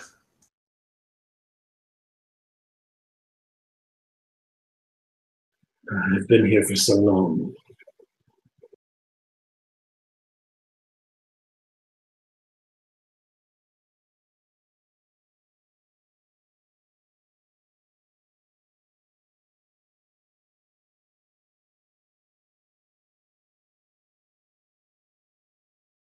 Yeah, I think she looks quite the fool, and it's noticeable to the rest of the party that she's faltered, and she's kind of looking around and things don't make sense to her.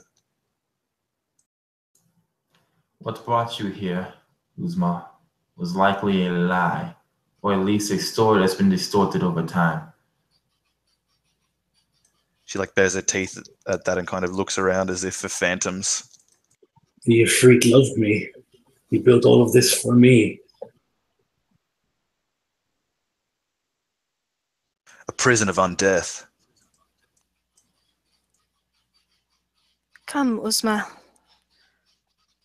Gaze on your ancestors' remains and be at peace. Sacrilege, defile as she turns to like round on you and puffs out her chest. Nazanin's already walking away. I'll buy your passage to the sepulchre. I like to give Nico a point of inspiration because I can never pronounce that word, no matter how hard I try. Sepulchre. Dan doesn't get one because he's trying to game the system. So is the sage still going to go tap it, even though he did that, or? I mean, she's walking over there. She's not going to fight Uzma for it yet. Yeah. Yeah, she'll not let you pass and use force if need be. Stand back, cannot defile her grave. You hear her voice well enough from here, and I do not need to gaze upon the corpse of this ancestral whore. Oh, shit. The staff. Keep it away. She looks over her shoulder like instinctively at the voice. Maybe that's enough time for Taylor to get past her or not. I'm not sure. Yeah, I'll roll like acrobatics if unless I can try another wisdom save. Yeah, if you want to resist, you could definitely try, but it will be a Yeah, 'cause I disadvantage at this stage. don't really. Oh no, disadvantage. I rolled a 3. Lloyd, Yes. can I cast an illusion between the Nazanin and the sepulcher? Sepulcher. Sure. I'm going to cast an illusion of the Ifrit. I'm gonna Oh, make it shit. look like an Ifrit is appearing between her and the sepulcher. Try to get her back off. Yeah, so you have to do your divination, right, to get the pattern going, and then This is a racial trait. okay, yeah, I can cast a 20 by 20 illusion within 30 feet as an action. Just for free, apparently. okay, yeah. So you do so.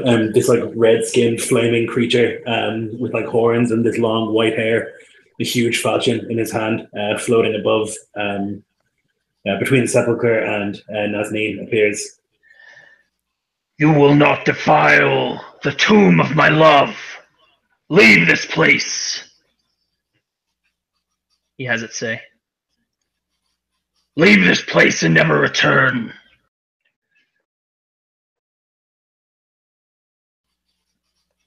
Nazneen is all about that, but she is totally dominated by that staff. So I don't know what the staff would do. That's a good question. It is sentient. I wonder, does it make like a check to see if it figures it out? Usually sentient items have like an awareness, like they'll have their Yeah. abilities of awareness listed, so it should give you an idea. Yeah, just give me 1 second. Is it intellect, Dan? Is it like do we have to make an intelligence save? it's an investigation check against my spell save DC. Okay. Which is 18. Is that one of those ones where you have to like take an action to investigate to see if something that's like part of like the mundane vision you experience is magical or not? Or is it a save? Yeah. Like we have to make a save for it? Because if it's the other one, then I wouldn't. Basically, the way that usually works is like if you interact with it, you can make an action to try to figure out if it's unreal or not. Right. So she's like, it's talking So we would to all her, so I figure it's wholeheartedly believe interacting. that it's real. It's just if the staff can like see through the ruse or not. Yeah, I guess. And I can see through illusions too. So the aura girl is still out. She already knows it's not real. Yeah, you wouldn't know. You would know it's not real. I think it's real and it's like backup when I need it. So the staff manages to get a 14 on its investigation. It fails, so it thinks the Ifrit is in front of it. Yeah.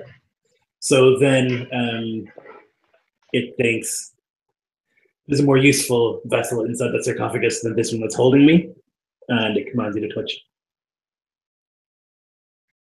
Drop the staff, or I will send you to the 7 hells, where you will be tortured for eternity.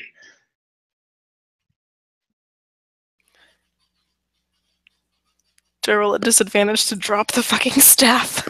Yep. You have the plus shit. 5 if you want to try to That resist. does not help if I roll a 2.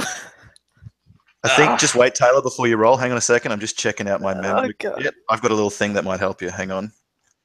Where is it? Correct me if I'm wrong, Marquise, but I believe for a reaction, I can give advantage to an ally next to me on a skill check. Does it include saving throws as well?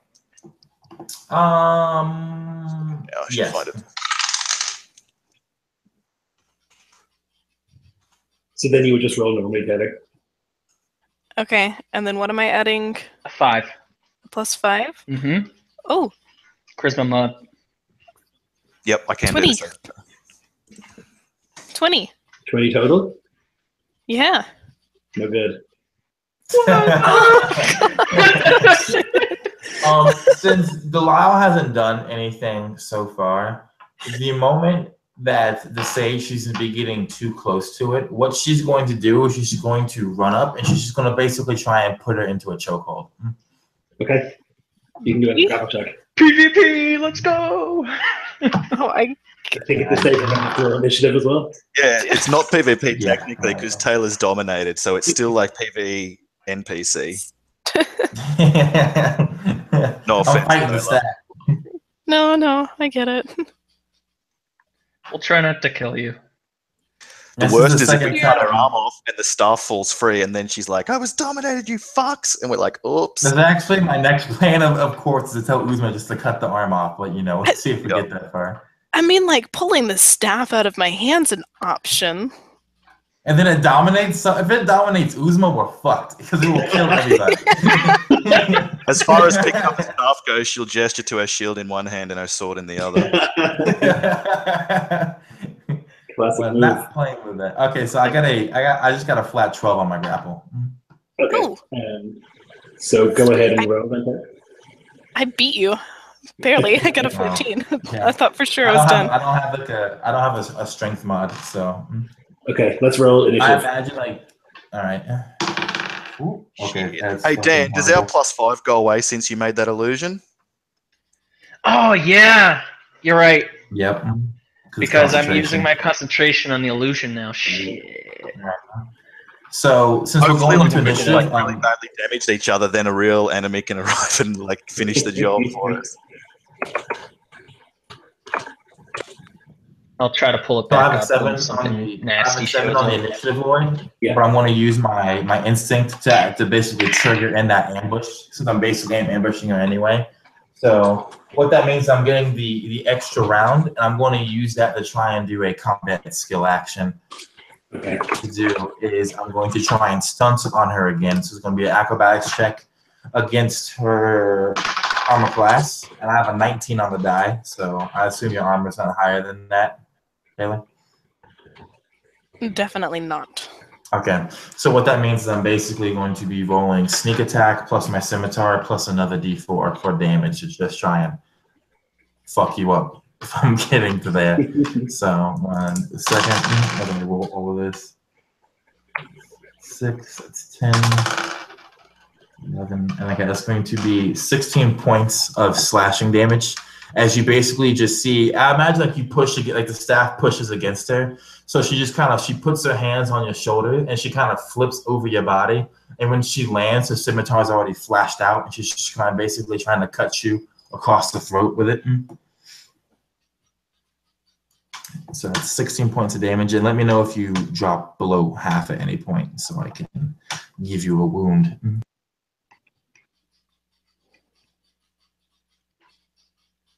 I think that's exactly half for me. You should roll a d8.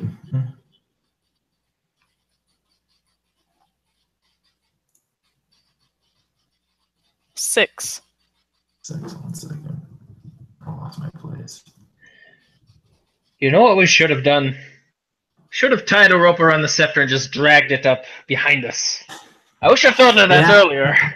Hindsight.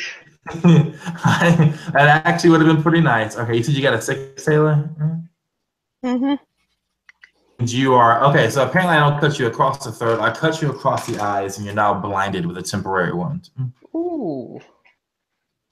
Ow. So I imagine you've got like the gash like right at my like eyebrows, and so the blood's just come down, and I can't see. Mm-hmm. Yep.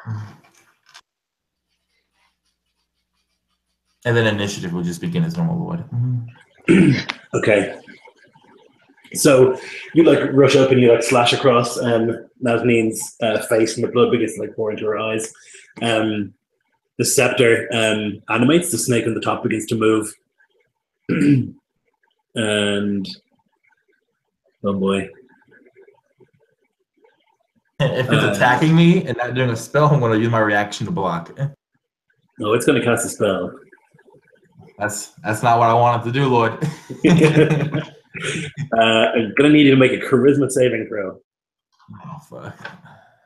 I'm about to get a wound if I take damage from this. Oh, I got a nat 20. Hell yeah. So it's going to be a 20 plus 1. Okay, that just saves. Yeah, so the staff like speaks in this serpent tongue, and you feel like sort of like plucking at your spine as if you're about to be flung away somewhere, but you're able to shake it off. Since I'm in Ouroboros, and I essentially was one of the people who created the serpent tongue, do I understand what it's saying to me? It's basically casting a spell of banishment. This staff is a jackass. It's going to send your ass somewhere far away where you're no longer a problem. All right, so that's its turn. Mackay, your turn. All right. He's gonna try to do the same trick he did before, try to tame the beast. So I'm gonna try to roll for a minor pattern. 13 plus 8. 21. And I need a 16. I don't know. Can it be tamed? Probably. Your world, mate. Yeah, exactly. I mean, it's a snake.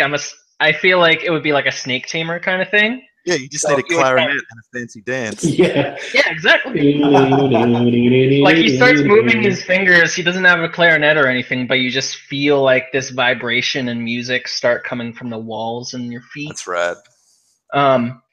And it has to make a charisma save, I think. Charisma save? Yeah, charisma. Okay. There's an 18 on the die. Book. All right, yeah, it passes, but it still takes some damage. 7, 2, so 16. 8 psychic damage. Okay, to the staff. All right, the princess does nothing. She is slumbering. Uzma. So it looks to me like Nazneen is wielding this magic through the staff, right? And the Ifrit has appeared to try and stop her doing this. I guess it's, yeah, it would look like you. I'm going to do an aimed strike for Nazneen's elbow. 16 to hit. Yep.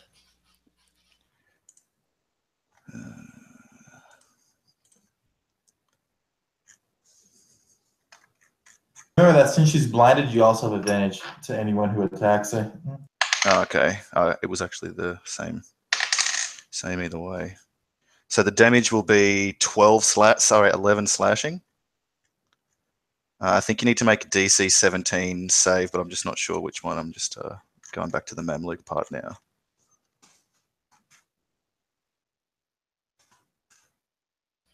Well, I rolled a 19 on the die.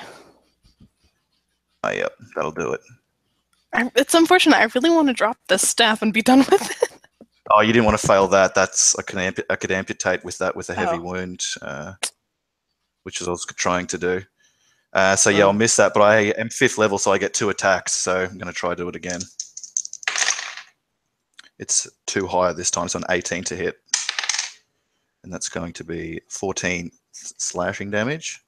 You need to make a I am DC. down. Oh, down? Yeah. I'm squishy. I only had 32 hit points. Well, if you drop and the staff goes free from your limp hands without like needing to amputate the arm, then I won't do the aim strike. Yeah, just falls limply. Right? It clatters. I don't have to cling onto it with the grip of my unconscious body. I really hope it puppets you like a zombie. Can you make me a wisdom save to let go of it? Oh, fuck. You don't have any plus 5 anymore, man. Okay. Well, Here we will she go. have disadvantage because she's getting knocked the fuck out? Basically, like So- it's demanding you hold on to it. You said a wisdom save? Oh, Yeah. 16's not going to do it, is it? Nope. So you fall to the ground and like go limp, but like you can see all of the rest of you. But like the right hand is like desperately, like you can see white knuckles like clinging onto the staff. What? That's weird. We'll definitely do the aimed strike then. So make a DC. Oh no! Thanks, Nico. So that's gonna be 2 death fails. You might as well just kill her at that point. Nah, man. Okay, I won't. Happy snake hunting, guys. I'm gonna forego that Yeah, then you and would. use my movement to take the bag of shit and getting the hell out of the room. So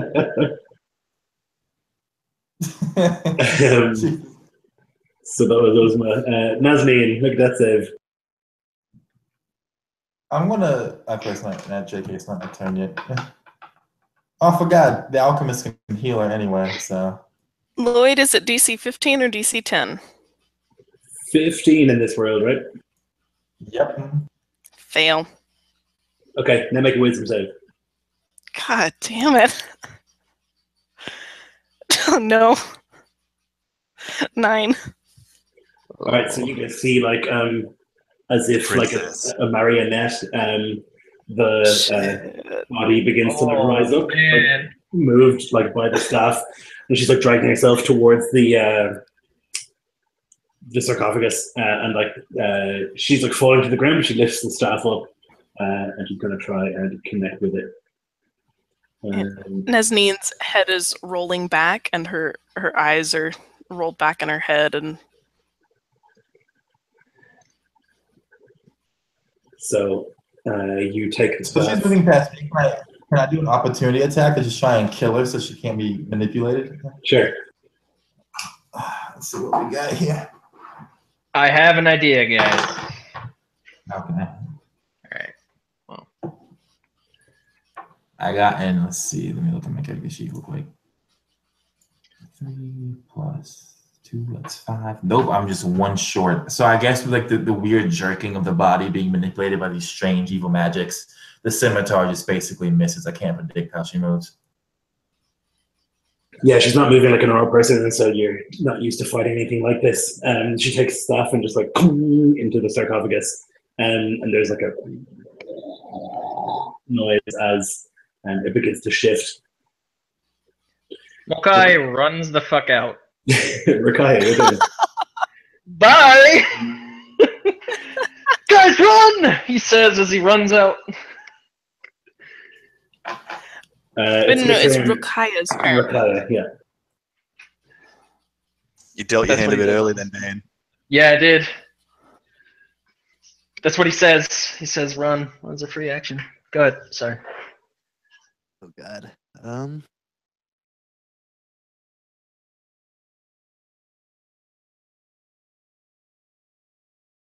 I think Rukai is just gonna take Makai up on that and just I'm gonna move and dash in the furthest direction I can make it. All right, so you start legging it. Khalil?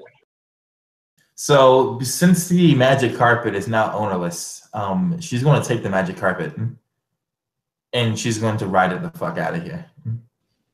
It requires attunement. Fuck, so how would it do? Ah. She's going to roll up the magic carpet regardless, and she's going to, as a free action, she basically swings over her shoulder. She sees the shit being tapped against itself. She's going to move the full 30 feet, then use a bonus action to dash another 30 feet, and then use her actual action to dash the actual dash again. So she's going to be moving 90 feet. All right, sounds good. That's pretty far. So you just start zooming out of that room as quickly as you can. The scepter, like with a sort of lets go of Nasri, who falls limp to the ground, and like tumbles into the sarcophagus. Makai. So, is Nazneen gone, or did the scepter just go into the sarcophagus? The scepter went in there. She is like bleeding out, I guess, on the ground. All right. Oh, you're gonna do it, aren't you, Dan? Yeah, I feel like he would. Okay, I got an idea. So, Man, you always play the nicest characters. I do. It's what he would do. He's gonna grab her and he's gonna run with her and then Misty step with her. So Misty Step is one person only. You need Dimension Door for 2 people. But Isn't she like an object you now? could step to her and then run back with her. Yeah, you could do that. No, she's still living. He said she's bleeding out. She hasn't. Yeah, she's not dead So yet. she's not an object. You can wait till she's dead. Is Just anyone kidding. else? Are other people in the room? Right now? God, no. I think Uzma still is. No, I moved away when I was going to cut her arm off, and she got shut down, so she left them to it. Okay, yeah. So it's just They you. all fled too. It's only me. All right. The Ifrit illusion and the whatever the fuck is in that sarcophagus with the staff. Okay. Fuck.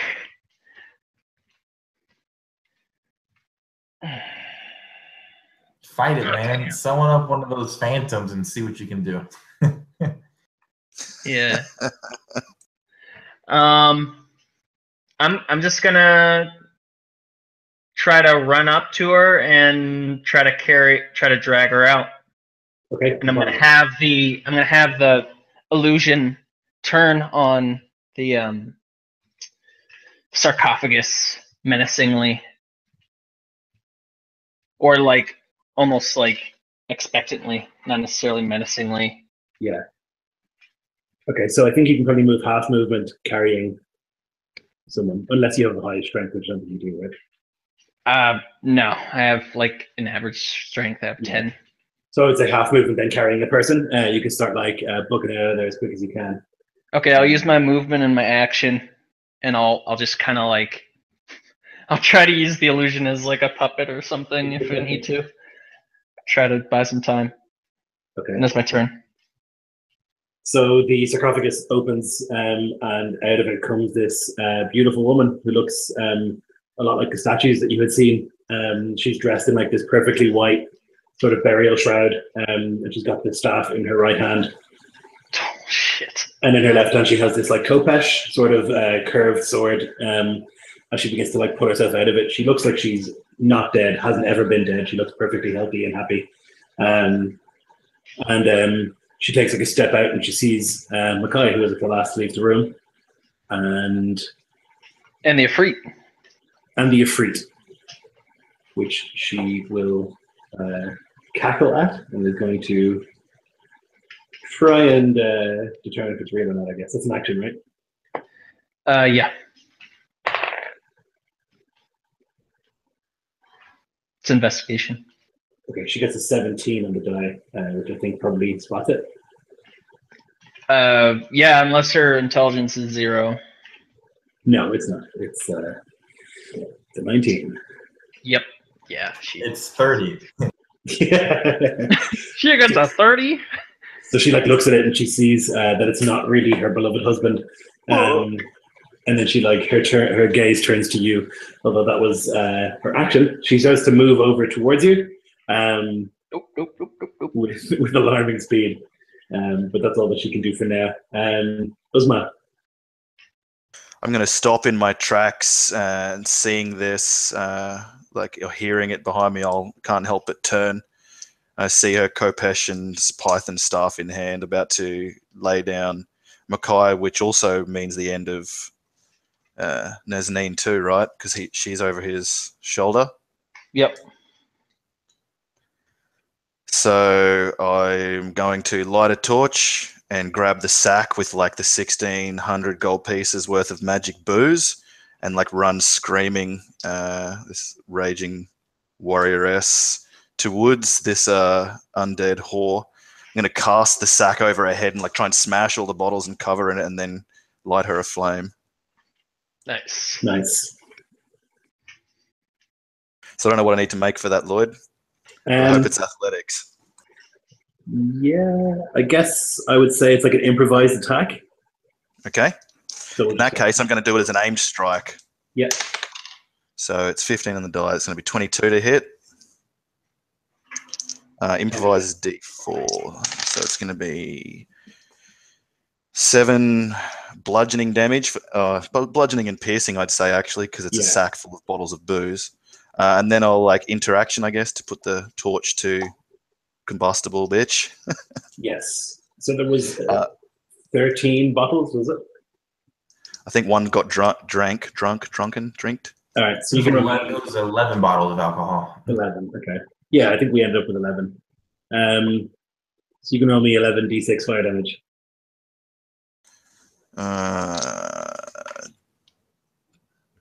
I've only got 1d6. Does anyone have a dice roller handy? I do. You roll it for me, 11d6 for you? Yeah, I got you. Please. All right. That's going to be a total of 37 points of fire damage. Yeah, so there's like a... Plus one because it's magical. Yeah, plus 1 because it's magical. And there's like a... as the fire catches and there's like this awful scream from inside the bag. As she like burns, there's like a waft of heat towards you, Uzma. Although you bring your shield up and you're able to block the worst of it. I don't have the shield. I put it on my you back, don't? but I've got a second attack, and I'll bring out my sword in two hands and say, "With our ancestral blade, I release you," and I'll like try and cut into a flaming corpse. She also has to make DC 17 Dex save, Lloyd. Okay. That's for the first. That's for my aim strike before. She makes it. Okay, I'll do aimed for this one. It's going to be 23 to hit. Yep. It's going to be D10 this time. So it's going to be 9 slashing damage, and she needs to make DC 17 Dex save. She makes it again. Cool. Took my movement to get there. I've got a bonus, which I can't do anything with yet. I will action surge, though. I'll use my action surge to just do the same thing again. Sorry for taking some. Nico's like, I will give her a wound no matter what happens. Yeah. Shit. 13 to hit. No, that's a miss. Yeah, that's me spent. But you should have 2 attacks when you action surge, right? Yep. Oh, thank you. How kind. So benevolent. Okay, that's going to be a 19 to hit. Yeah, that misses. I even rolled the D10 thinking she can't be higher than that. Oh, fuck. So you like slash against some skin, although you see like that you cut off some scales as you do so beneath the bag. That was my Nazneen. Make a death save.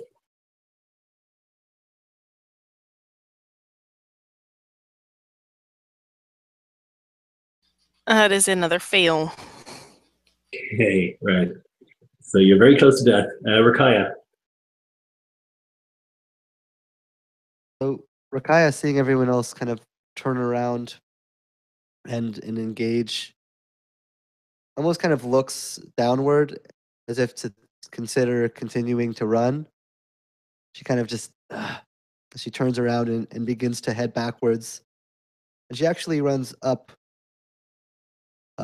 to Nazneen, who's being carried, and starts rummaging and pulls out a couple different powders and liquids and begins to just mix them frantically together and kind of turning into this fine kind of almost like this kind of gel mixture. She begins rubbing it across the top of her head and on her arm where she had been cut by the attacks earlier. And I am going to use a bunch of insight points to heal her for 19 HP. Ooh, and I'm nice. also going to cure her wound. Oh, sick. So she can Nice. see. Wow! You're alive! I live! Now, come get vengeance. Oh, fuck no, I'm getting out of here. I can't believe you went back. That'll be my Well done. turn. Nice, Yeah, man. That was awesome. Nico's not gonna run. I can see that coming. Okay, so you run over and you like save the life of Nazneen with your tinctures and potions and stuff. You're able to like bring her back to life. Awesome. Dalil. There's no value to a human life. There's no value to a slave's life. None of these things mean anything to Delisle. And with this new What about emotion Jan's life? Nope, definitely not, because they live for like 2 days and they're dead. So having fear pumping through her veins, one of the very first times she ever felt this actual emotion, she keeps running. And I imagine she gets back to the chamber, Lloyd, that had like all the magical items and everything. Yeah. Yep. She's going to open the one with the hourglass. Okay. And then pick up the hourglass and see if she can just somehow fumble her way into using it. Okay, let's see. Okay, there are 1, 2, 3, 4 potential things you could do with this hourglass. I'm going to let you roll D4 and see which one happens. All right, sounds good. I got a 2. Got a 2. You got a 2. Okay, so you invert the hourglass, slowing time in the area surrounding it. All creatures within 100 feet have the slow spell cast on them. Perfect. I'm going, since I haven't really moved yet and I still have a movement and a bonus action, I'm going to move bonus action, dash back, and just leave that hourglass just in the middle of the I'm going to hold it so that way it doesn't affect me. But I'm just going to slow everybody else that's fighting this creature, including the creature. Yep. So they're all slowed, which means speed is halved, -2 AC, and a dex saving throws, and no reactions. You can use either an action or a bonus action, not both. Mm. Okay. Yeah. So you like basically turn the thing upside down and time slows all around. And okay, that was so the scepter. Let's see. So it's looking at Uzma in front of it. The scepter is going to like fling off the cloak, and you will see underneath there the princess is covered in scales. Her face is like elongated, and she's got like one of those frills like a cobra. She has become a snake person. And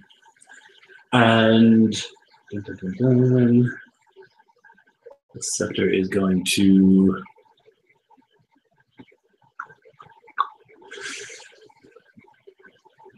Yeah. Okay. I need you to make a wisdom save, Uzma. Here goes nothing. I'll use the black dice for this. Okay, it's 12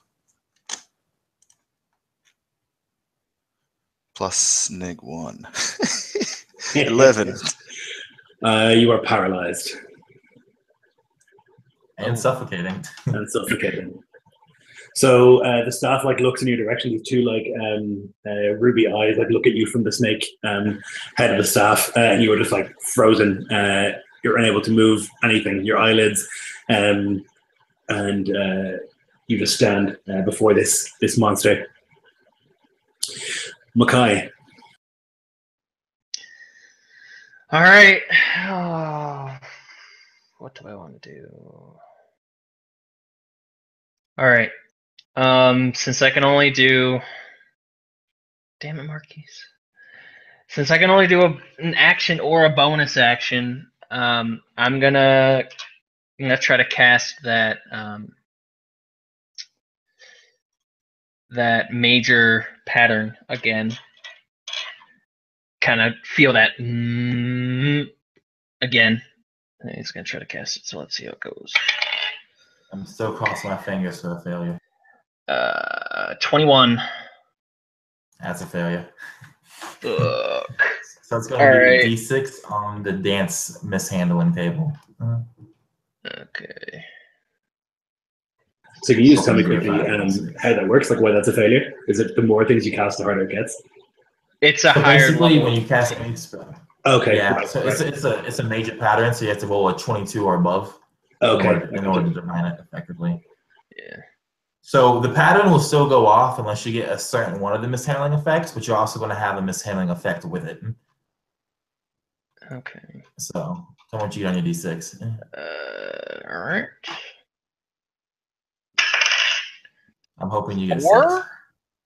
4? Yeah. Okay. Your dance provokes an immediate attack of opportunity from the princess against you, and if it hits you, the dance doesn't go off. Shit, I'm not melee with her though. Oh, okay. But I still get an guess opportunity attack. Pretty good. Yeah. Okay. So the dance just still goes off then. So we all get Hooray! Everybody gets +5 on their saves and attacks, and I'm gonna use my movement to continue backwards at a very slow pace, like.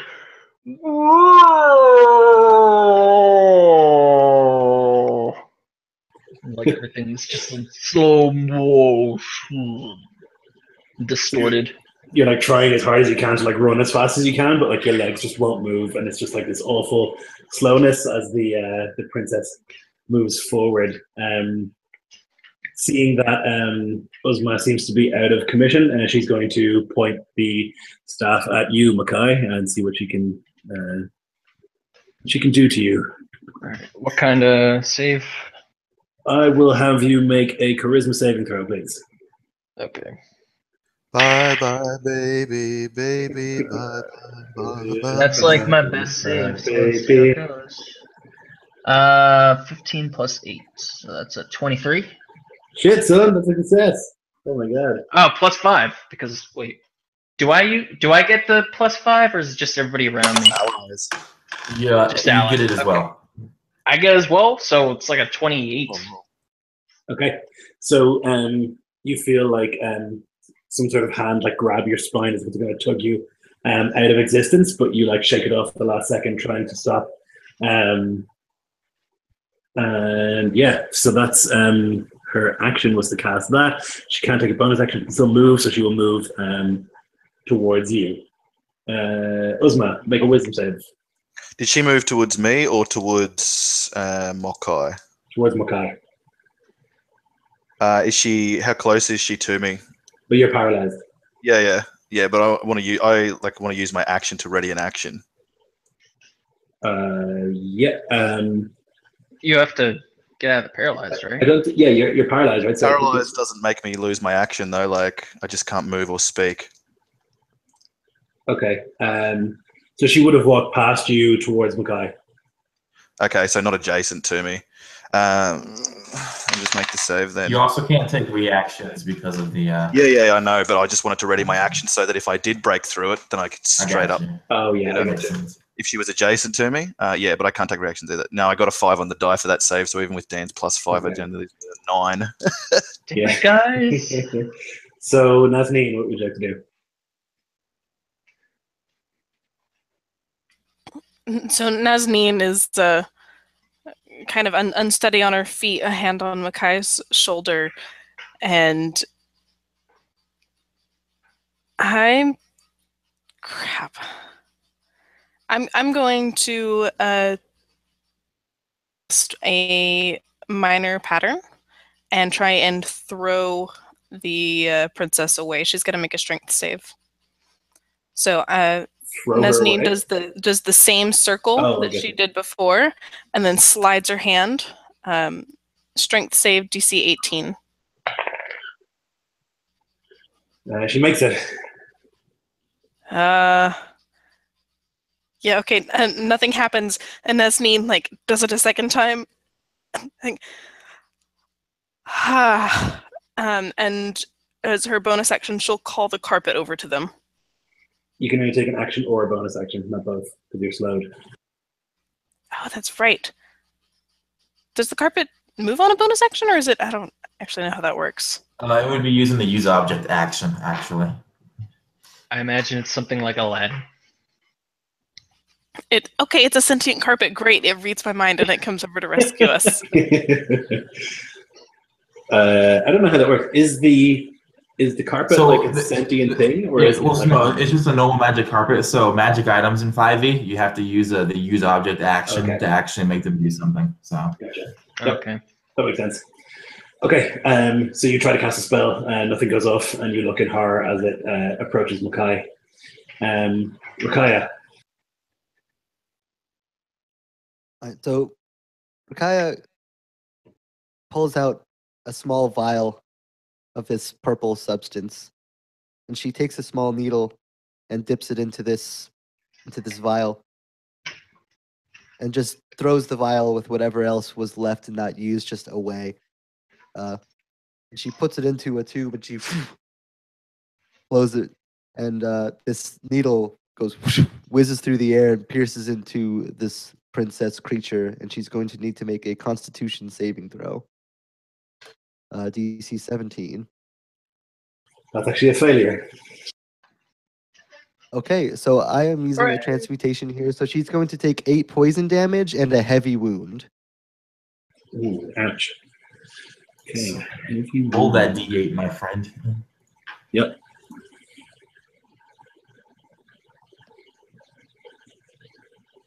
As this poison just courses through her, affecting her in some terrible way. Yeah. Can you roll a D8? Yes, I can.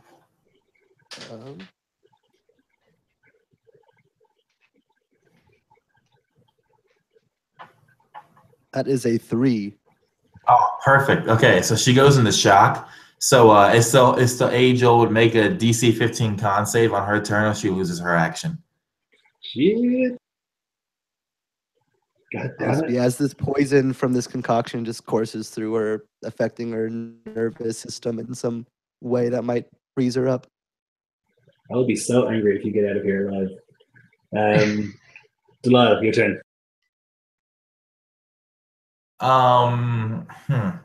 She has this hourglass in her hand. She knows if it can slow time, it can also speed up time. But she knows if she speeds up time, she's going to speed up the princess creature. But having nothing else she can do beyond uselessly swinging her scimitar at it, she's going to use this object again. So I'm going to roll the d4 for it. Okay. I got 1. Okay.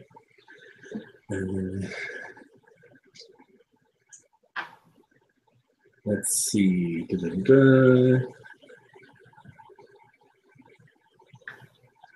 Okay, so you turn it the other way around. And the opposite effect, everyone has haste cast on them. That's exactly what I expected to happen. Yeah. Well, if she loses her turn, this is fantastic. If she doesn't lose her turn, we're probably all going to die. But feeling that, like, seeing like time is moving so rapidly now, she's going to set the hourglass down. So she now has haste, so she can now take another action, correct? Yep, an additional action each turn. Yep. All right. So she's just going to throw herself into the fray now. So they're going to see her basically running past him. I'm going to try and stunt, and I'm going to fail horribly. Because an 11 will not hit. So she will actually, like, she's not used to this hyper speed, so she will just end up falling prone at the princess's feet. Yeah, so you try to get near her, but you're not used to the speed, and you just onto the ground. Okay, that was the scepter. Oh god, with haste is going to just wreck faces. The scepter is not poisoned, so it can still do it once. So it is going to. I'll need you to make a charisma save, Delilah. I fail. Okay. You feel that hand again, like grasping at the very center of your being, and with like a. She's gone from the room. You are like in, sitting atop a cloud in just like an endless sky. Everywhere around you, like there are clouds, and you can see a few things moving around here. But you are gone somewhere else. So that was its first, and then its second action, it is going to throw a fireball down. So I'll need a save from Makai, from Uzma, and from Makai. Actually, from all of you. Actually, I think everybody gets a +5, but I'm going to need crit. Concentration save right there. Auto fail on me. It was actually a stupid move because you have haste, which I forgot, and you have advantage on deck saves when you have haste. If Not they if you're crit you, Not if you're if they crit paralyzed. you, Nico, that's an automatic wound, by the way. Oh, I think it's automatic death. Double dice on Oh. fireball. Oh, yeah. Dex. I got a 20. +5, so 25. Oh, the fireball damage can't And everybody crit, gets +5. but if you fail by more than 5, which you automatically do, Nico, is what I'm saying, you would take the wound. Right, but Right. you can't crit with things that don't have that to hit roll, you know? Yeah. Right. All right. Okay, so- 17. 17's no good. Did you add the 5?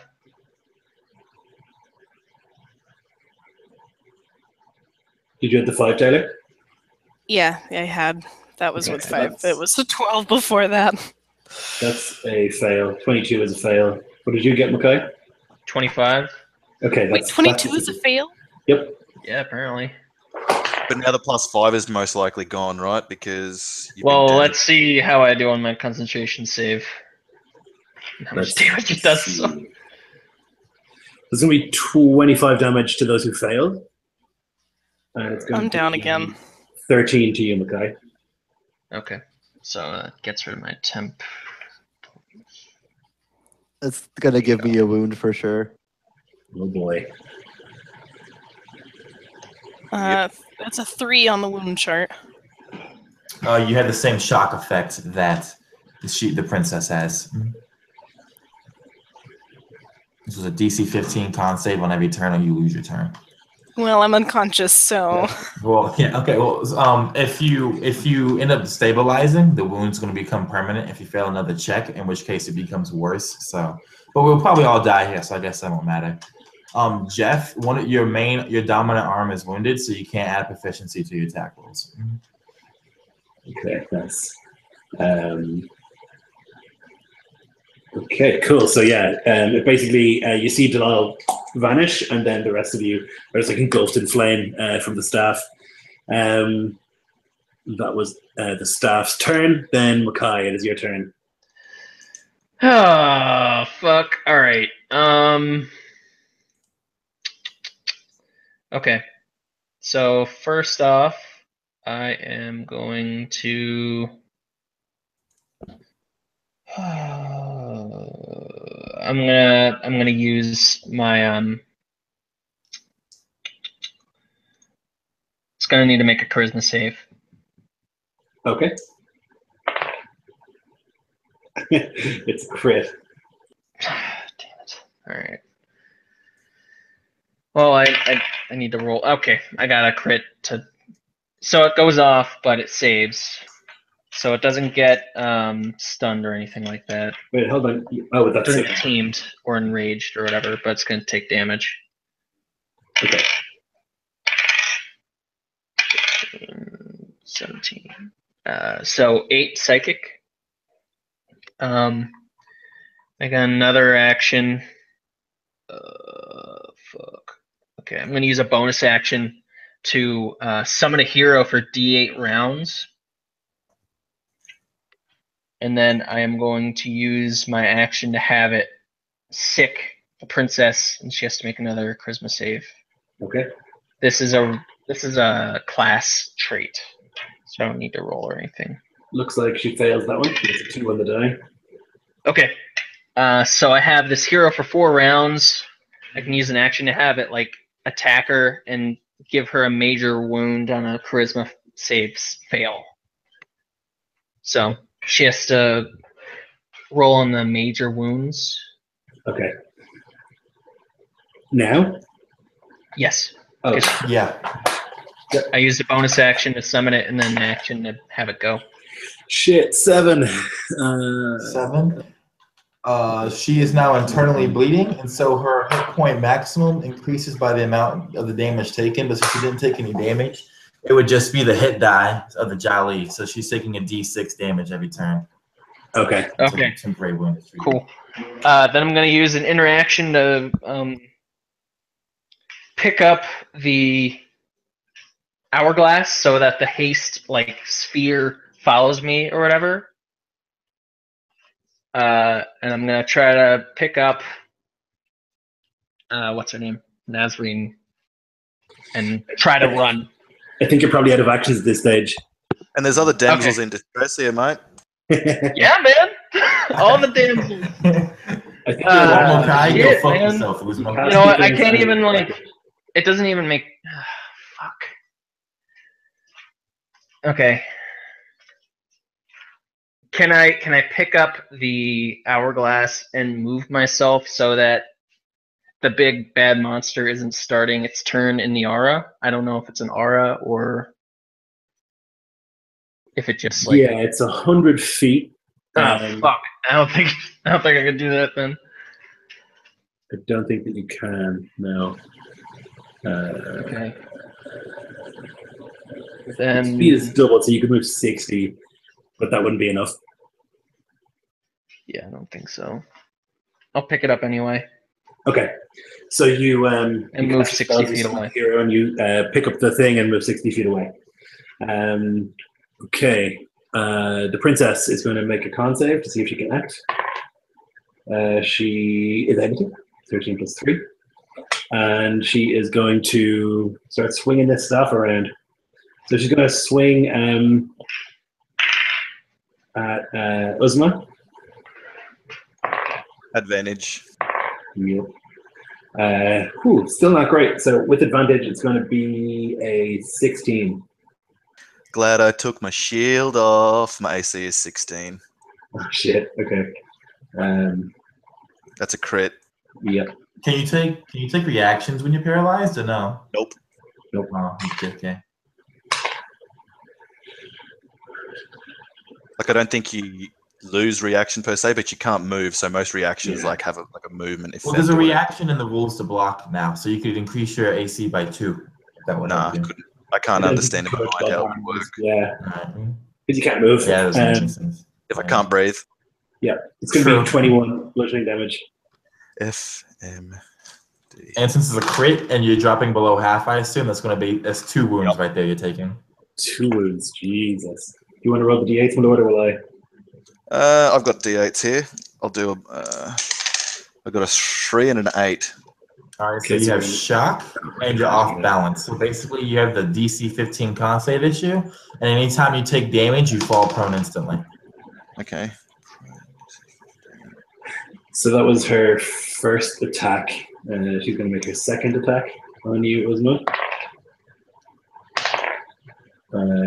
For a 15, which misses you. And then, because she's hasted, she's going to make another attack. I mean, that's a crit on the die, but it's a crit anyway. Oh, I'm on 1 hit point, That's so Okay, the yeah. staff just slides through my brain. Like, Yeah. And you take another wound when you go unconscious. Oh yeah. I think at this stage you're probably done for. So she just like smashes the shit out of you with the staff. But you're like paralyzed, so you don't fall over. Probably you're just like have this hole in your head, and she like moves like a past. statue being cut down. Yeah. And she like moves past, moving double her speed, rushing after Mackay. Fuck! That's the end of the princess's turn. Uzma. Oh, you're dead. Oh, make a death save.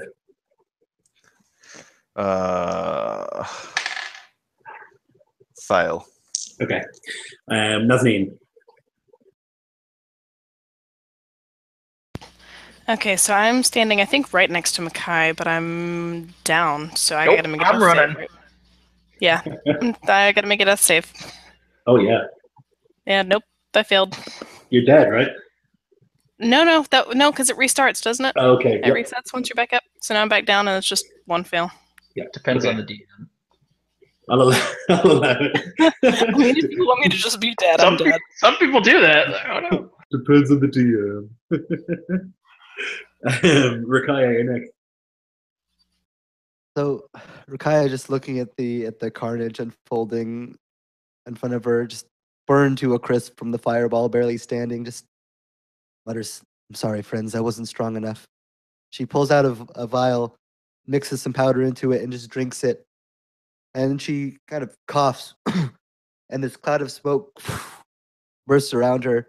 And as the smoke disperses, Rakaya is no longer visible as she uses this concoction to turn invisible and begins sprinting for the exit. Yep, that's what I would do. Okay, Lyle, you're on a plane of clouds. Yep. Is she just like stuck here for like for the rest of eternity, or? Unless she breaks concentration in the next hour. Okay, so since Was basically the what's paralyzed going on to be me doing? ended then? What was that? Was the paralyzed on me ended then when she banished you if it's concentration?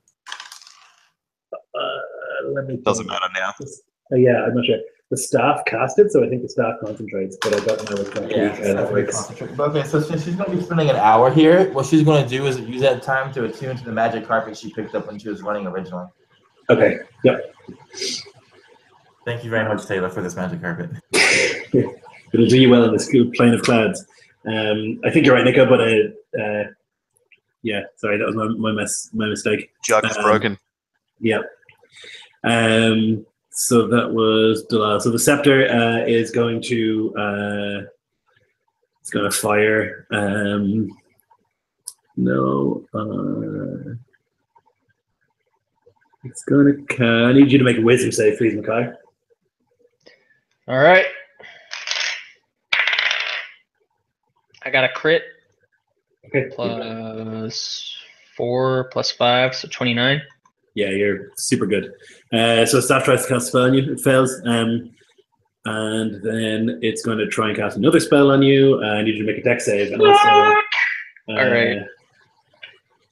I think at this, how far would you have moved? I would have been 60 feet.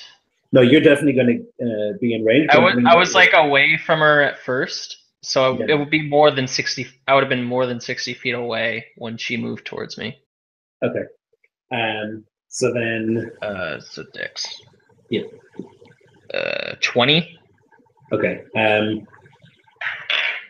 So then you will take. Oh Jesus! 32 fire damage. Nazneen, you're going to fail 2 death saves. From getting hit while unconscious. Oh, then I'm dead. Yep. I'm incinerating. And I think Am I able to react to give myself a die for my save? Like a story die? No. No, just an ally. Yeah. Okay. So yeah. Then I fail and I'm down. Okay. So everyone except Rakaya are down. She seems to be running, and the princess doesn't seem to be bothered by that so much. So with nothing to stop her concentrating, the hour would go by and you would be permanently trapped in that plane of clouds. Delisle, she would go around with the staff and finish off those of you who are not dead. I think Rakaya would be the only one of you to witness the horrible rise of the serpent people that is sure to follow after the staff takes over this poor woman. So I hope you So have does the fun. Sphinx just let it all go by? The Sphinx is like, you know what, man, this is okay. Sphinx is like, I warned you guys. I told you what would happen. Shouldn't have gone there. I think Uzma eventually makes her death save, stabilizes, and awakens to find herself in the very same stone tomb that her ancestor was bound to, and it just camera pans away from her banging on this stone, which is coldly silent when viewed from and heard from the outside. Yeah, and the various paintings now have her face instead of the princess. So I hope you enjoyed that misery fest. Thank you for playing, and thank you for watching if you did.